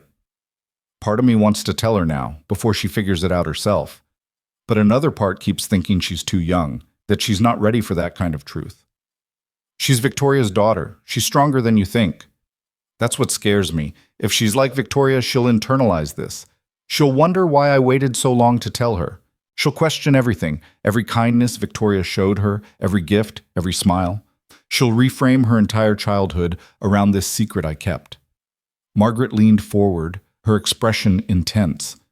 Then tell her the truth. Not the sanitized version, not the easy story, the real truth. Tell her about the 16-year-old girl who chose adoption because she loved her daughter too much to keep her. Tell her about the successful CEO who spent 6 months working up the courage to reveal herself. Tell her about the letters and the trust fund and the foundation built on the hope that other families might be luckier than Victoria was. What if it breaks her? What if it doesn't? What if knowing the truth makes her stronger? What if understanding where she came from gives her the foundation to become everything Victoria hoped she could be? Margaret set down her wine glass. Victoria trusted you with this decision. She believed you'd know the right time. Maybe the right time is now. Upstairs, Lily called down. Dad, I'm ready for bed. Ethan stood up, the weight of the decision pressing down on him. Let me think about it. Maybe after her birthday? Or maybe... Stop looking for the perfect moment, Margaret interrupted gently. There is no perfect moment for this kind of truth. There's just the moment when keeping the secret becomes more damaging than revealing it. Ethan climbed the stairs to Lily's room, his mind churning. She was sitting up in bed with Victoria's book, the collector's edition of The Little Princess that she'd read dozens of times but couldn't seem to put down. This is still my favorite book, Lily said as Ethan settled into the chair beside her bed. I like how Sarah Cruz stays kind even when everything is terrible. Miss Victoria knew exactly what kind of books I'd love. She paid attention, Ethan said. That was one of her gifts, seeing people clearly and knowing what they needed. Dad? Lily's voice was small, uncertain. Can I ask you something? Always. Do you think my biological mom thinks about me? Like, do you think she wonders what I'm like? Ethan's heart hammered against his ribs. This was it. The opening he'd been simultaneously dreading and hoping for. He could deflect again, could give another vague answer that protected the secret while avoiding an outright lie. Or he could do what Margaret suggested, trust Lily with the truth, trust Victoria's belief that her daughter was strong enough to handle it. I know she did, Ethan said carefully. I know she thought about you every single day. How do you know? Because she told me. Lily's eyes went wide. You knew my biological mom? Ethan took a deep breath, feeling like he was standing on the edge of a cliff with no clear view of the landing. Yes, I knew her, and she knew you, Lily. She knew you and loved you and wanted so desperately to tell you who she was, but she ran out of time. What do you mean she knew me? How could she? Lily stopped, her face going through a series of expressions as pieces clicked into place. Miss Victoria. You're talking about Miss Victoria. It wasn't a question. Lily's voice was flat, shocked, as if the truth had been hiding in plain sight and she'd just suddenly learned to see it. Yes, Ethan said, his voice breaking. Victoria was your biological mother. She gave you up for adoption when she was 16 because she had no other choice, and 6 months before she died, she found you. Found us. And she spent those last months trying to figure out how to tell you the truth. Lily stared at him, the book slipping from her fingers to land on the comforter. That's not possible. She would have said something. You would have said something. You're making this up. I'm not. I wish I was, but I'm not. Ethan pulled out his phone and opened the photos he'd never deleted. Scans of Victoria's letters, of the adoption paperwork, of the investigator's report that proved every word. Victoria left you a letter. She left me a letter. She wanted you to know the truth, but she died before she could tell you herself. He handed Lily the phone, watching as she scrolled through the images with trembling hands. Her face was pale, her eyes wide and disbelieving, and Ethan felt like he was watching his daughter's childhood crack apart in real time. Why didn't you tell me? Lily's voice was barely above a whisper. Why did you let me think she was just some nice lady who sent me presents? Why did you lie? I didn't know how to tell you. You were 9 years old when Victoria died, Lily. 9. How was I supposed to explain that your birth mother had been part of your life all along? That she'd loved you from a distance but couldn't claim you? Ethan's voice cracked. I was trying to protect you. Protect me from what? From knowing the truth? From having a chance to know my own mother before she died? Lily's voice was rising, anger mixing with grief in a way that reminded Ethan painfully of Victoria in that hospital video, young and furious and heartbroken all at once. You took that from me. You and Miss Victoria both. You decided I couldn't handle the truth, so you kept it secret, and now she's dead and I never got to know her, and it's your fault. The words landed like physical blows. Ethan reached for Lily, but she jerked away, scrambling off the bed and pressing herself against the wall like she couldn't stand to be near him. Lily, please, get out. I don't want to talk to you. I don't want to look at you. Just get out. Ethan stood there for a moment, torn between respecting his daughter's need for space and the overwhelming urge to hold her, to comfort her, to somehow make this right. But Margaret's voice echoed in his head. Sometimes the kindest thing you could do was give someone room to process their pain. I'm sorry, Ethan said quietly. I'm so sorry, Lily. I thought I was doing the right thing. I thought waiting would be better. But I should have trusted you with the truth sooner. I said get out! Ethan left, closing the door behind him with a soft click that sounded like the end of something irretrievable. He made it halfway down the stairs before his legs gave out, and he sank onto the steps, head in his hands, trying to breathe through the panic constricting his chest. Margaret appeared at the bottom of the stairs, having heard everything through the old house's thin walls. She needs time, Margaret said. Give her tonight to be angry. Tomorrow we'll figure out how to help her process this. What if she never forgives me? What if I've destroyed everything by waiting too long? Then you'll deal with that. But right now she's hurting, and hurt turns into anger because anger is easier to manage. She'll come around. Victoria's daughter is strong. She'll get through this. But Ethan wasn't so sure. He'd seen the betrayal in Lily's eyes, the sense that everything she'd believed about her life had been a carefully constructed lie. And maybe it had been. Maybe in trying to protect her, he'd robbed her of the chance to grieve her mother properly, to understand where she came from, to build a relationship with Victoria before it was too late. Upstairs, he heard the sound of Lily crying, deep, wrenching sobs that tore through the house and straight into Ethan's heart.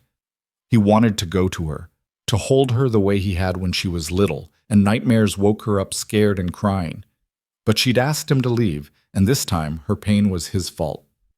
Margaret stayed until nearly midnight, helping Ethan process his own guilt and fear while they listened to Lily cry herself to sleep. When the house finally went quiet, Margaret stood to leave.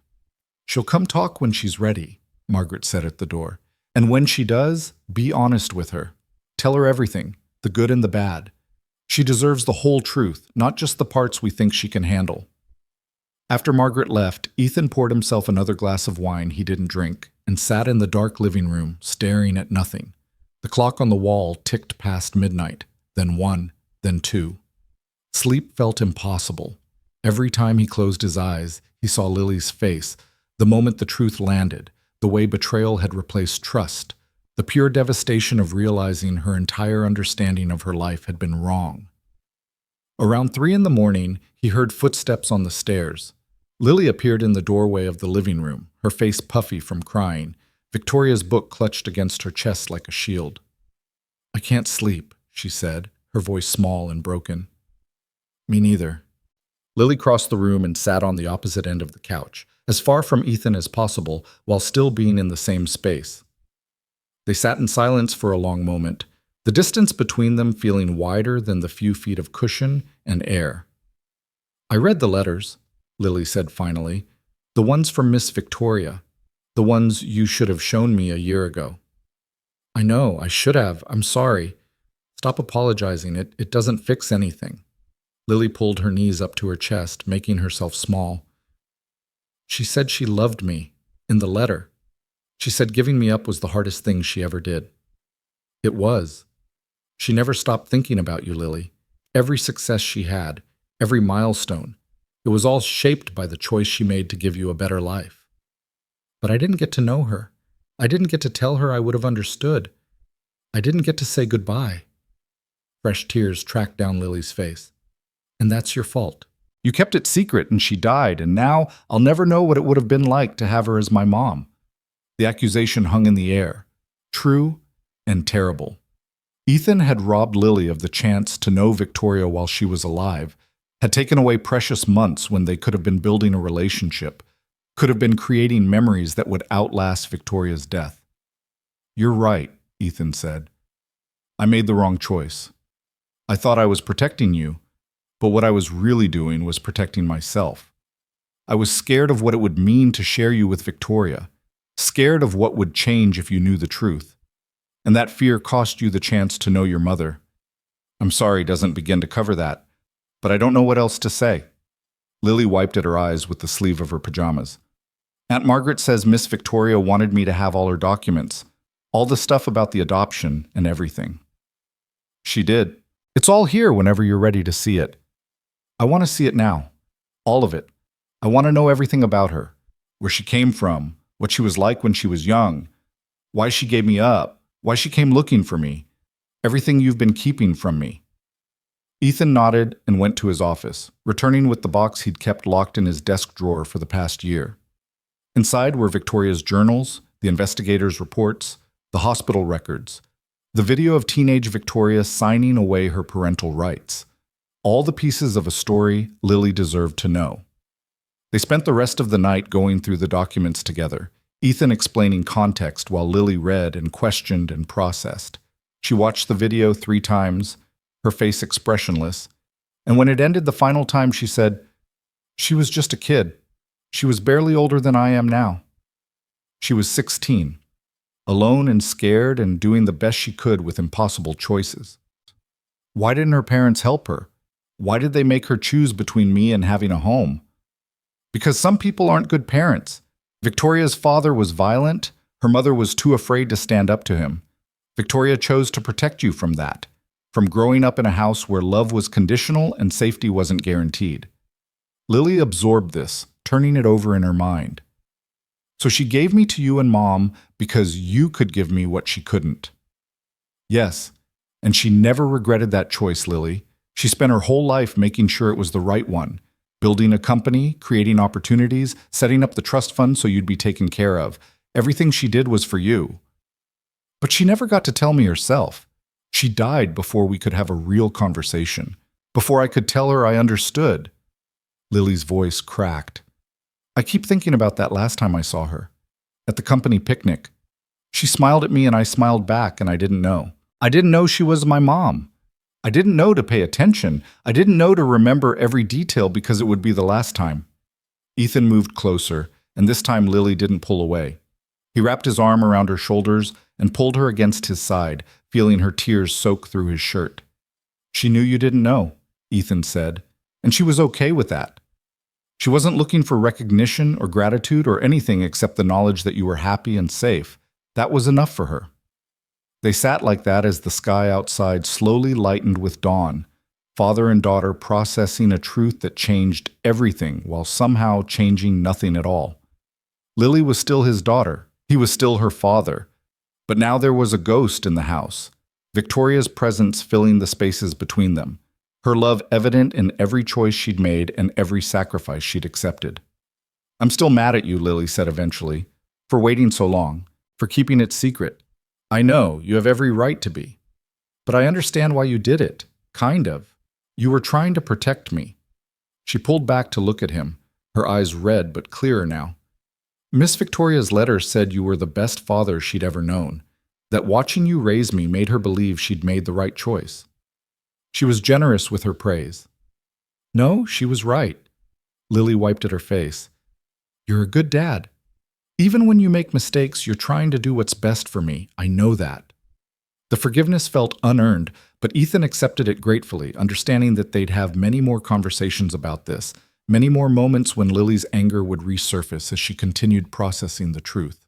This was just the beginning of a long journey toward understanding. "What do we do now?" Lily asked.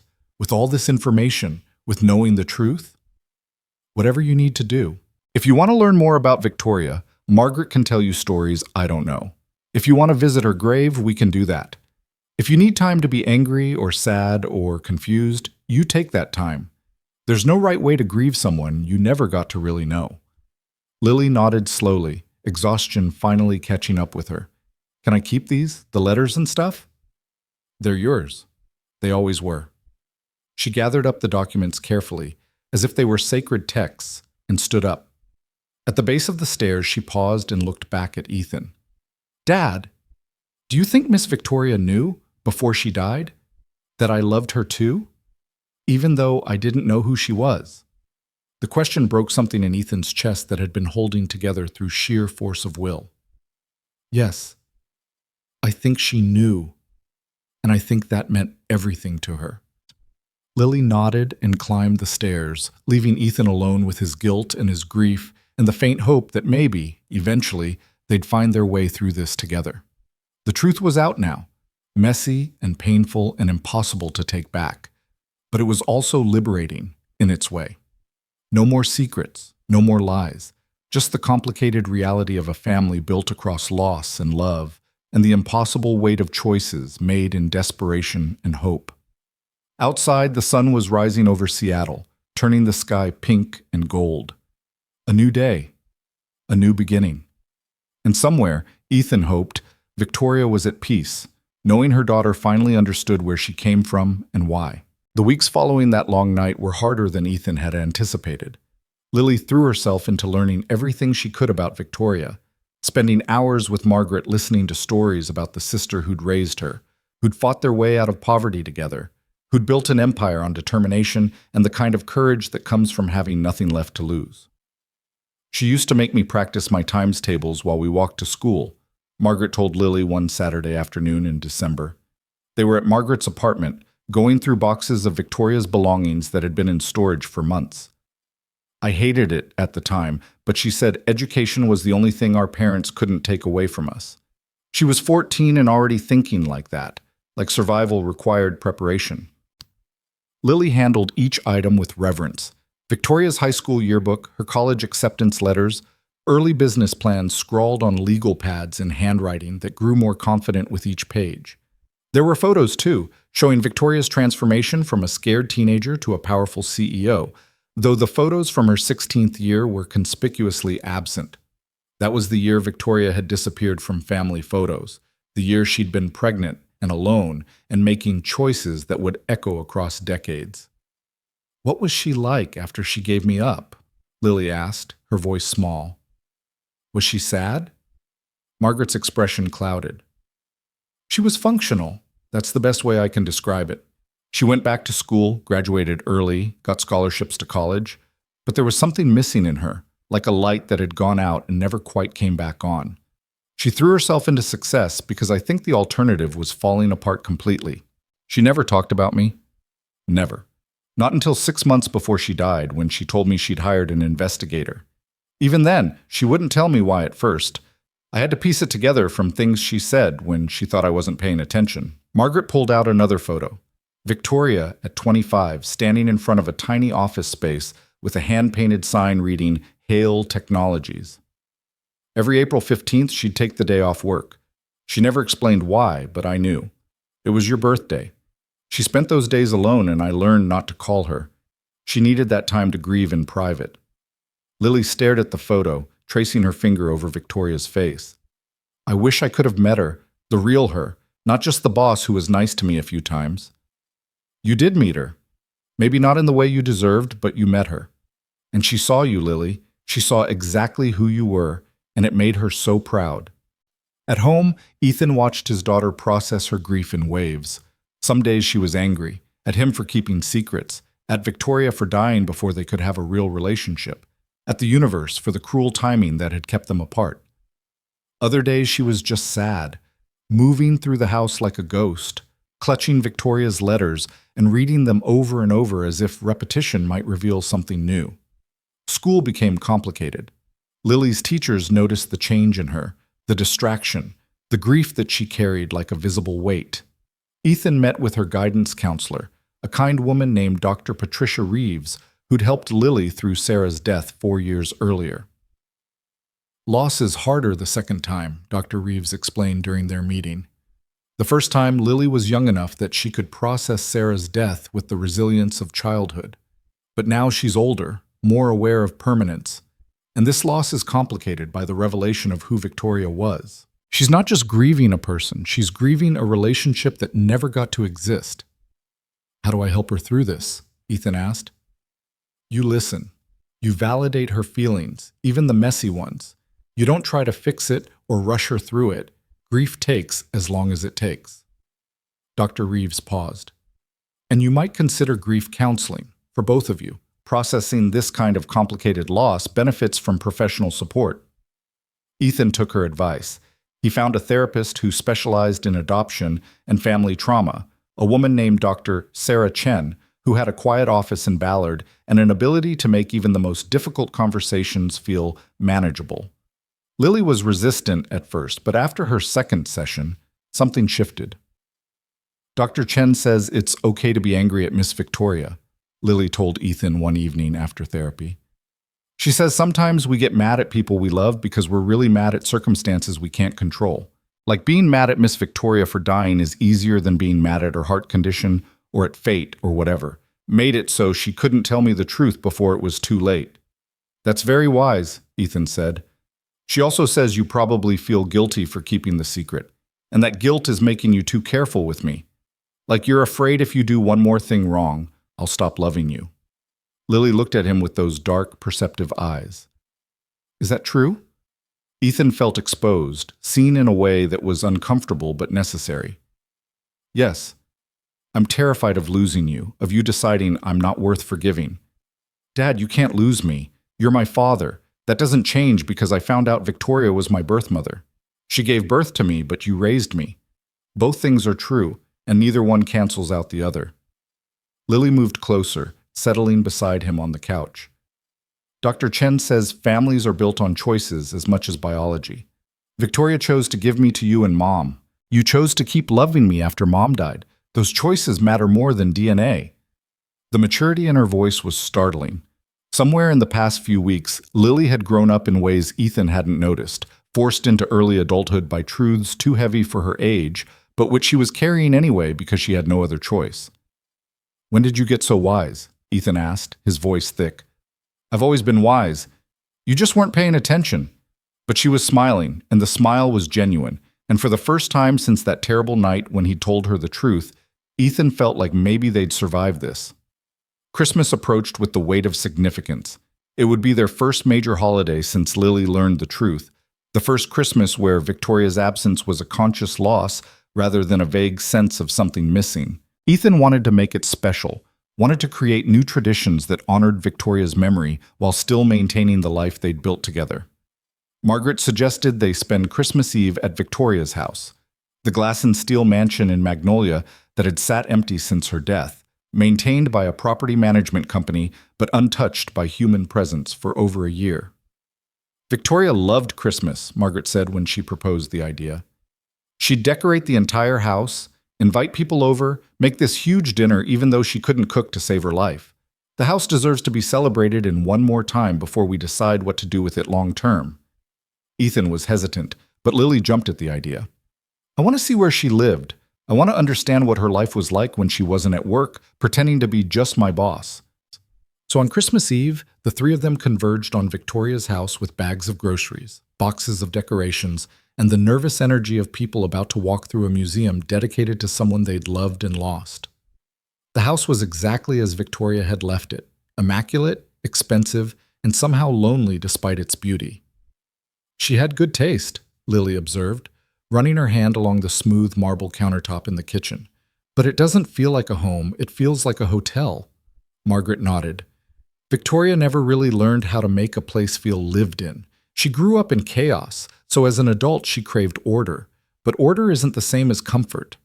They spent the afternoon decorating, stringing lights and hanging ornaments while Christmas music played from Victoria's expensive sound system. Ethan cooked dinner, nothing fancy, just the traditional Christmas Eve meal his own mother used to make, while Lily and Margaret set the table using Victoria's fine china that had probably never been used for an actual meal.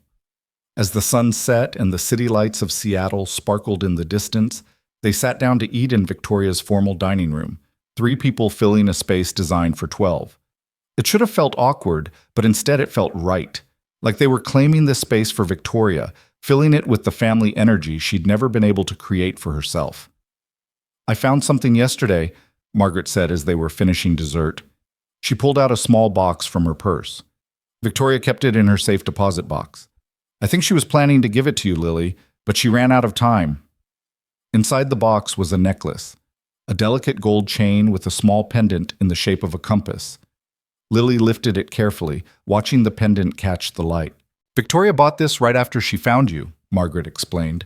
She told me it was a reminder that no matter how lost you feel, there's always a way home. She wore it every day for 6 months. I think she wanted you to have it, to know that she'd found her way back to you, even if it wasn't in the way she'd hoped. Lily fastened the necklace around her neck, her fingers trembling slightly.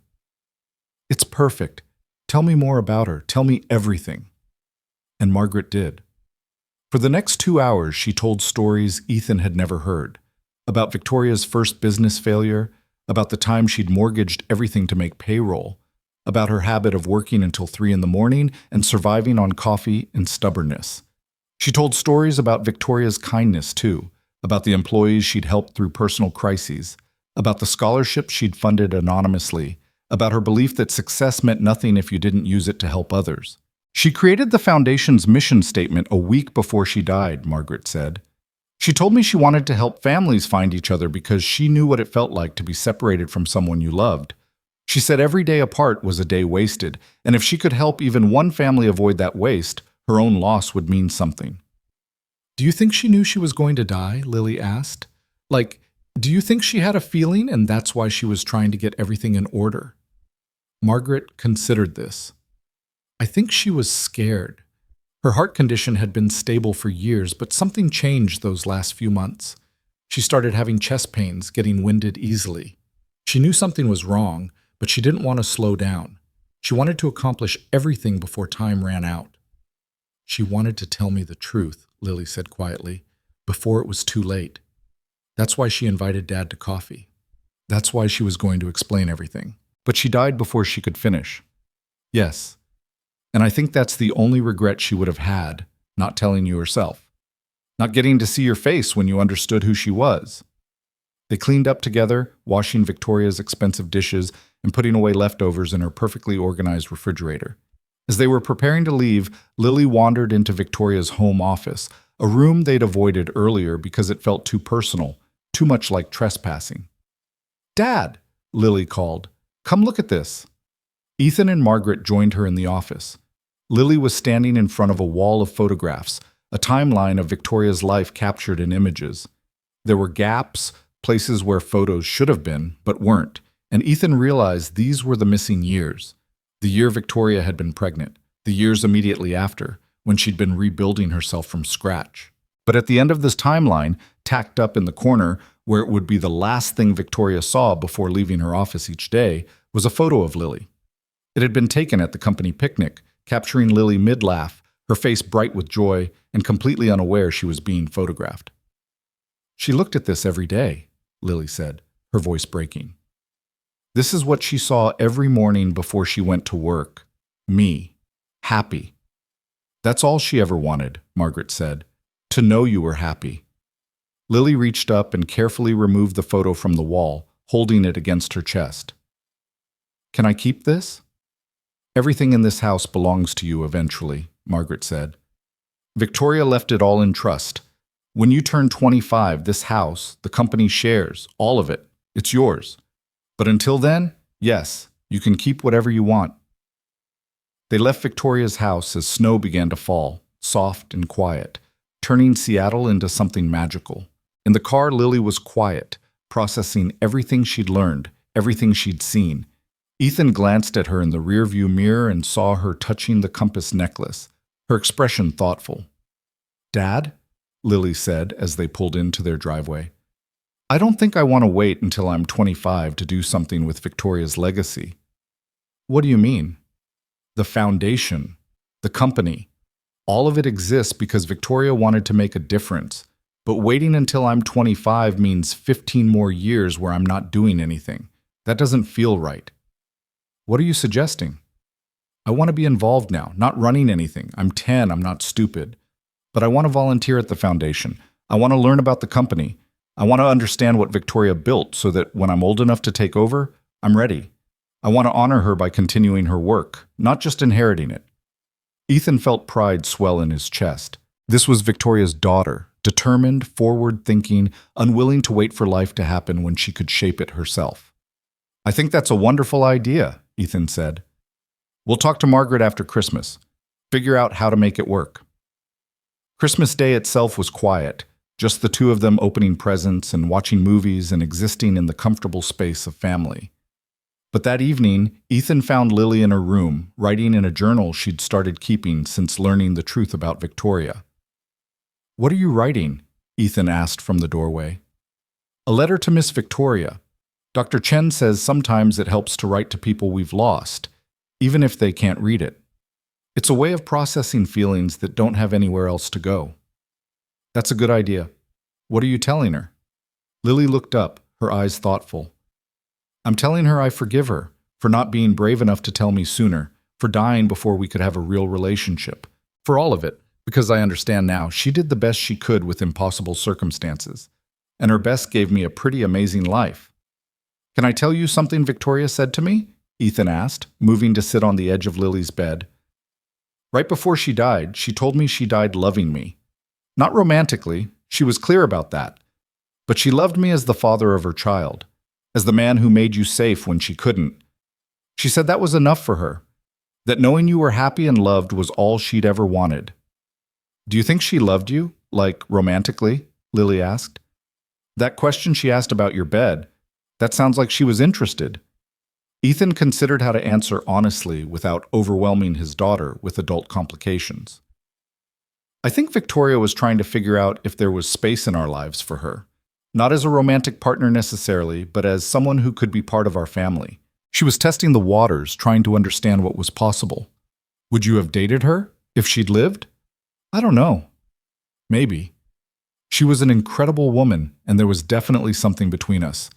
But the situation was so complicated. She was my boss, she was your birth mother. There were so many ways it could have gone wrong. I think we would have had to figure it out slowly, carefully. I think she would have been good for you. You work too much and you never date, and you're going to end up lonely when I go to college."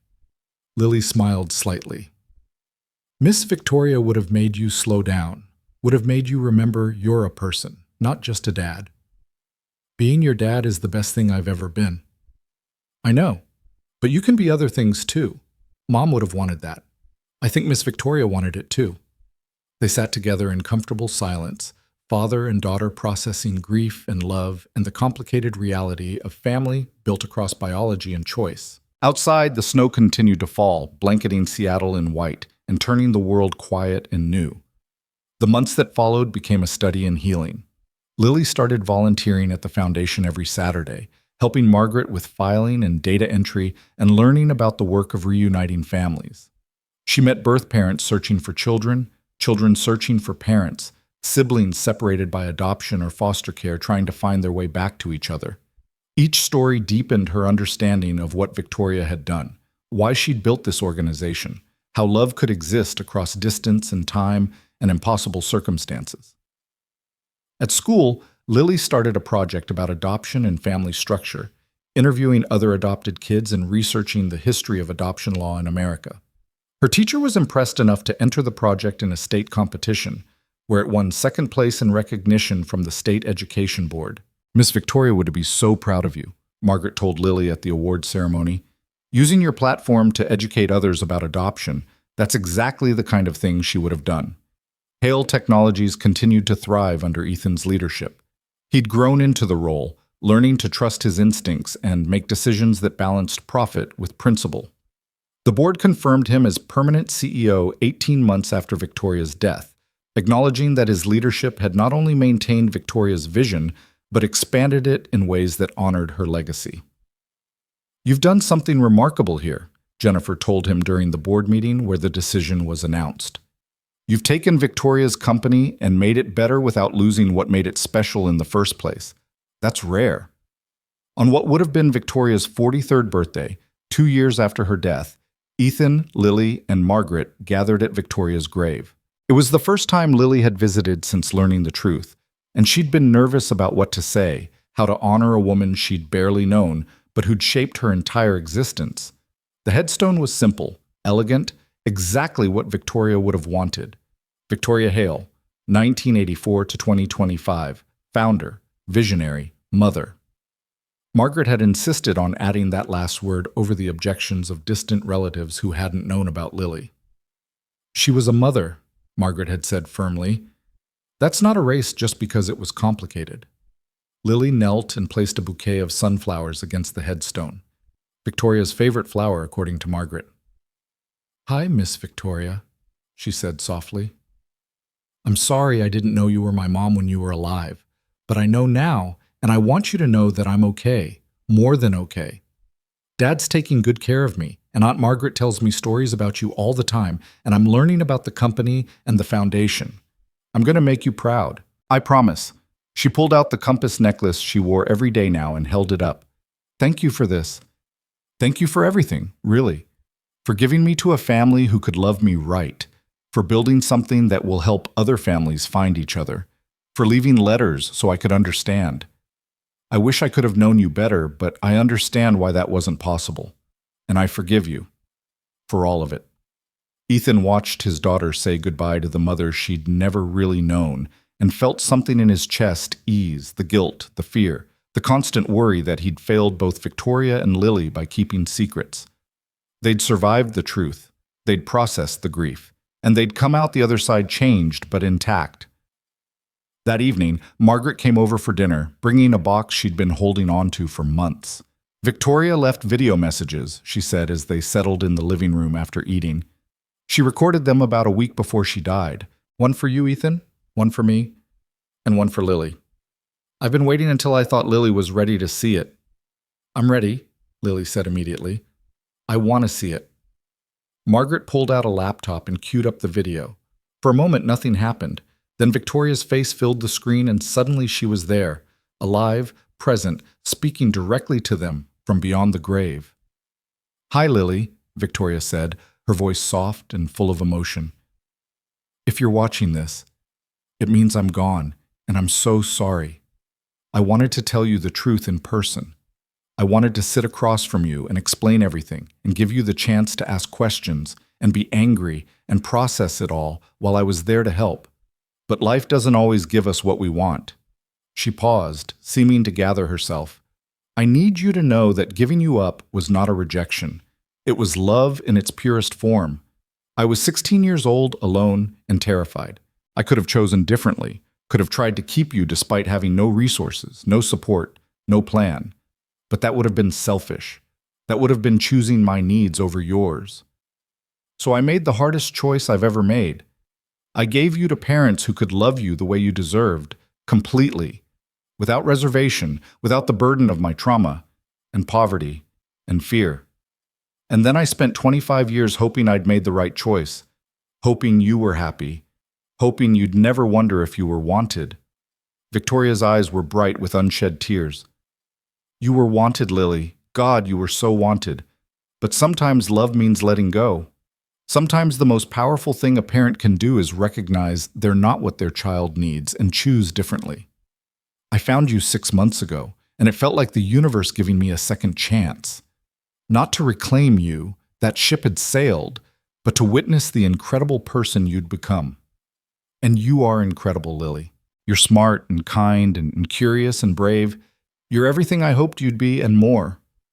Your father, Ethan, is a good man, the best man I've ever known.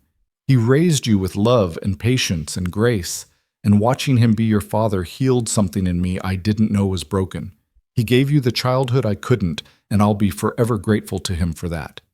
Victoria took a shaky breath. "I don't know how long I have left.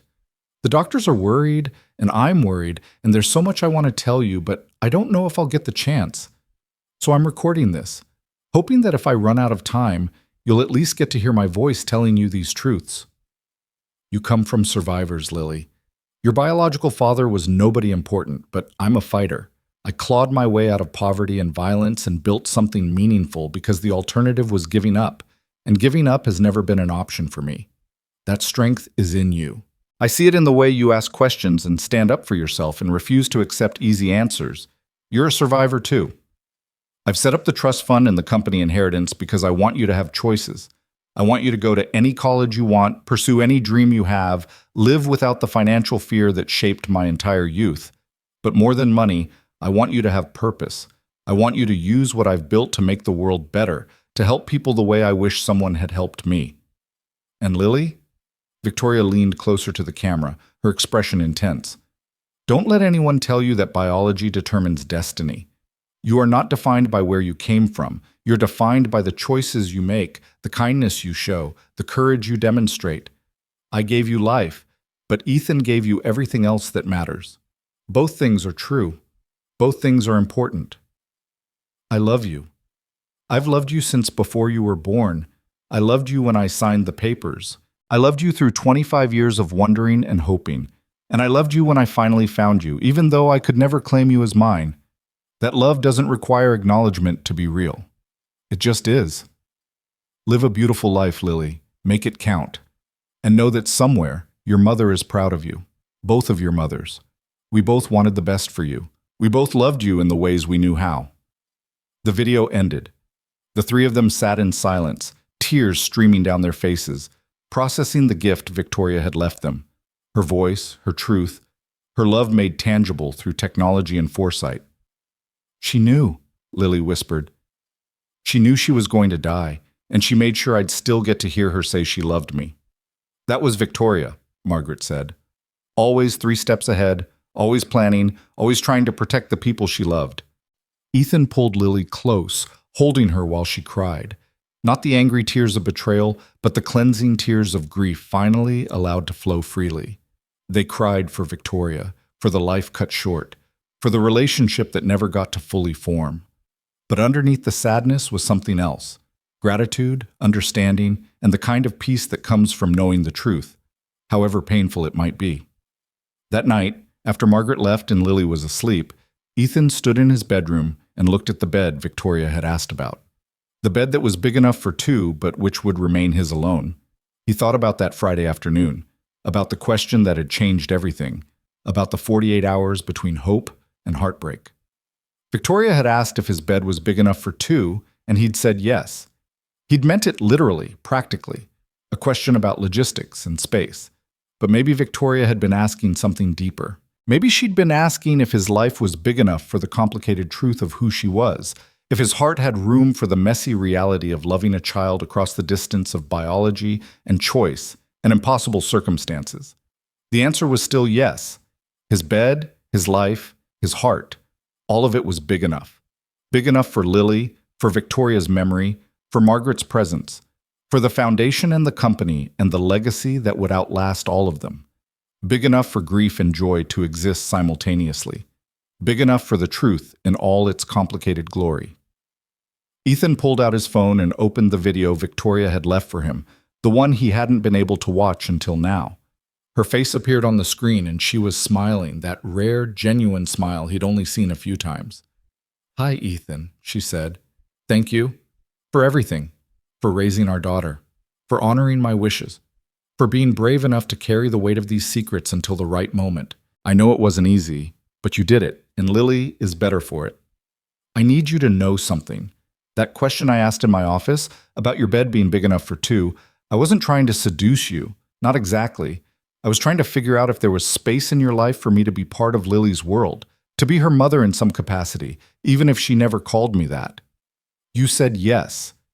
You said there was room, and even though I'm gone before we could figure out what that would look like, I want you to know that your answer meant everything to me. It meant I didn't die alone in my secret. It meant someone understood. Take care of our girl, Ethan. Love her enough for both of us. And when she's ready to hear about me, really hear about me, not just the sanitized version, but the whole messy truth, trust yourself to tell her right. You've been making the right choices for her since she was born. You don't need my permission to keep doing that. And Ethan, find love again. Bon? Don't let grief or duty or the memory of what might have been keep you isolated. Lily needs to see you happy. She needs to know that life continues, that love is possible even after loss. That's the final gift you can give her, showing her how to build a future that honors the past without being imprisoned by it. Thank you for being you. Thank you for being the father I couldn't be.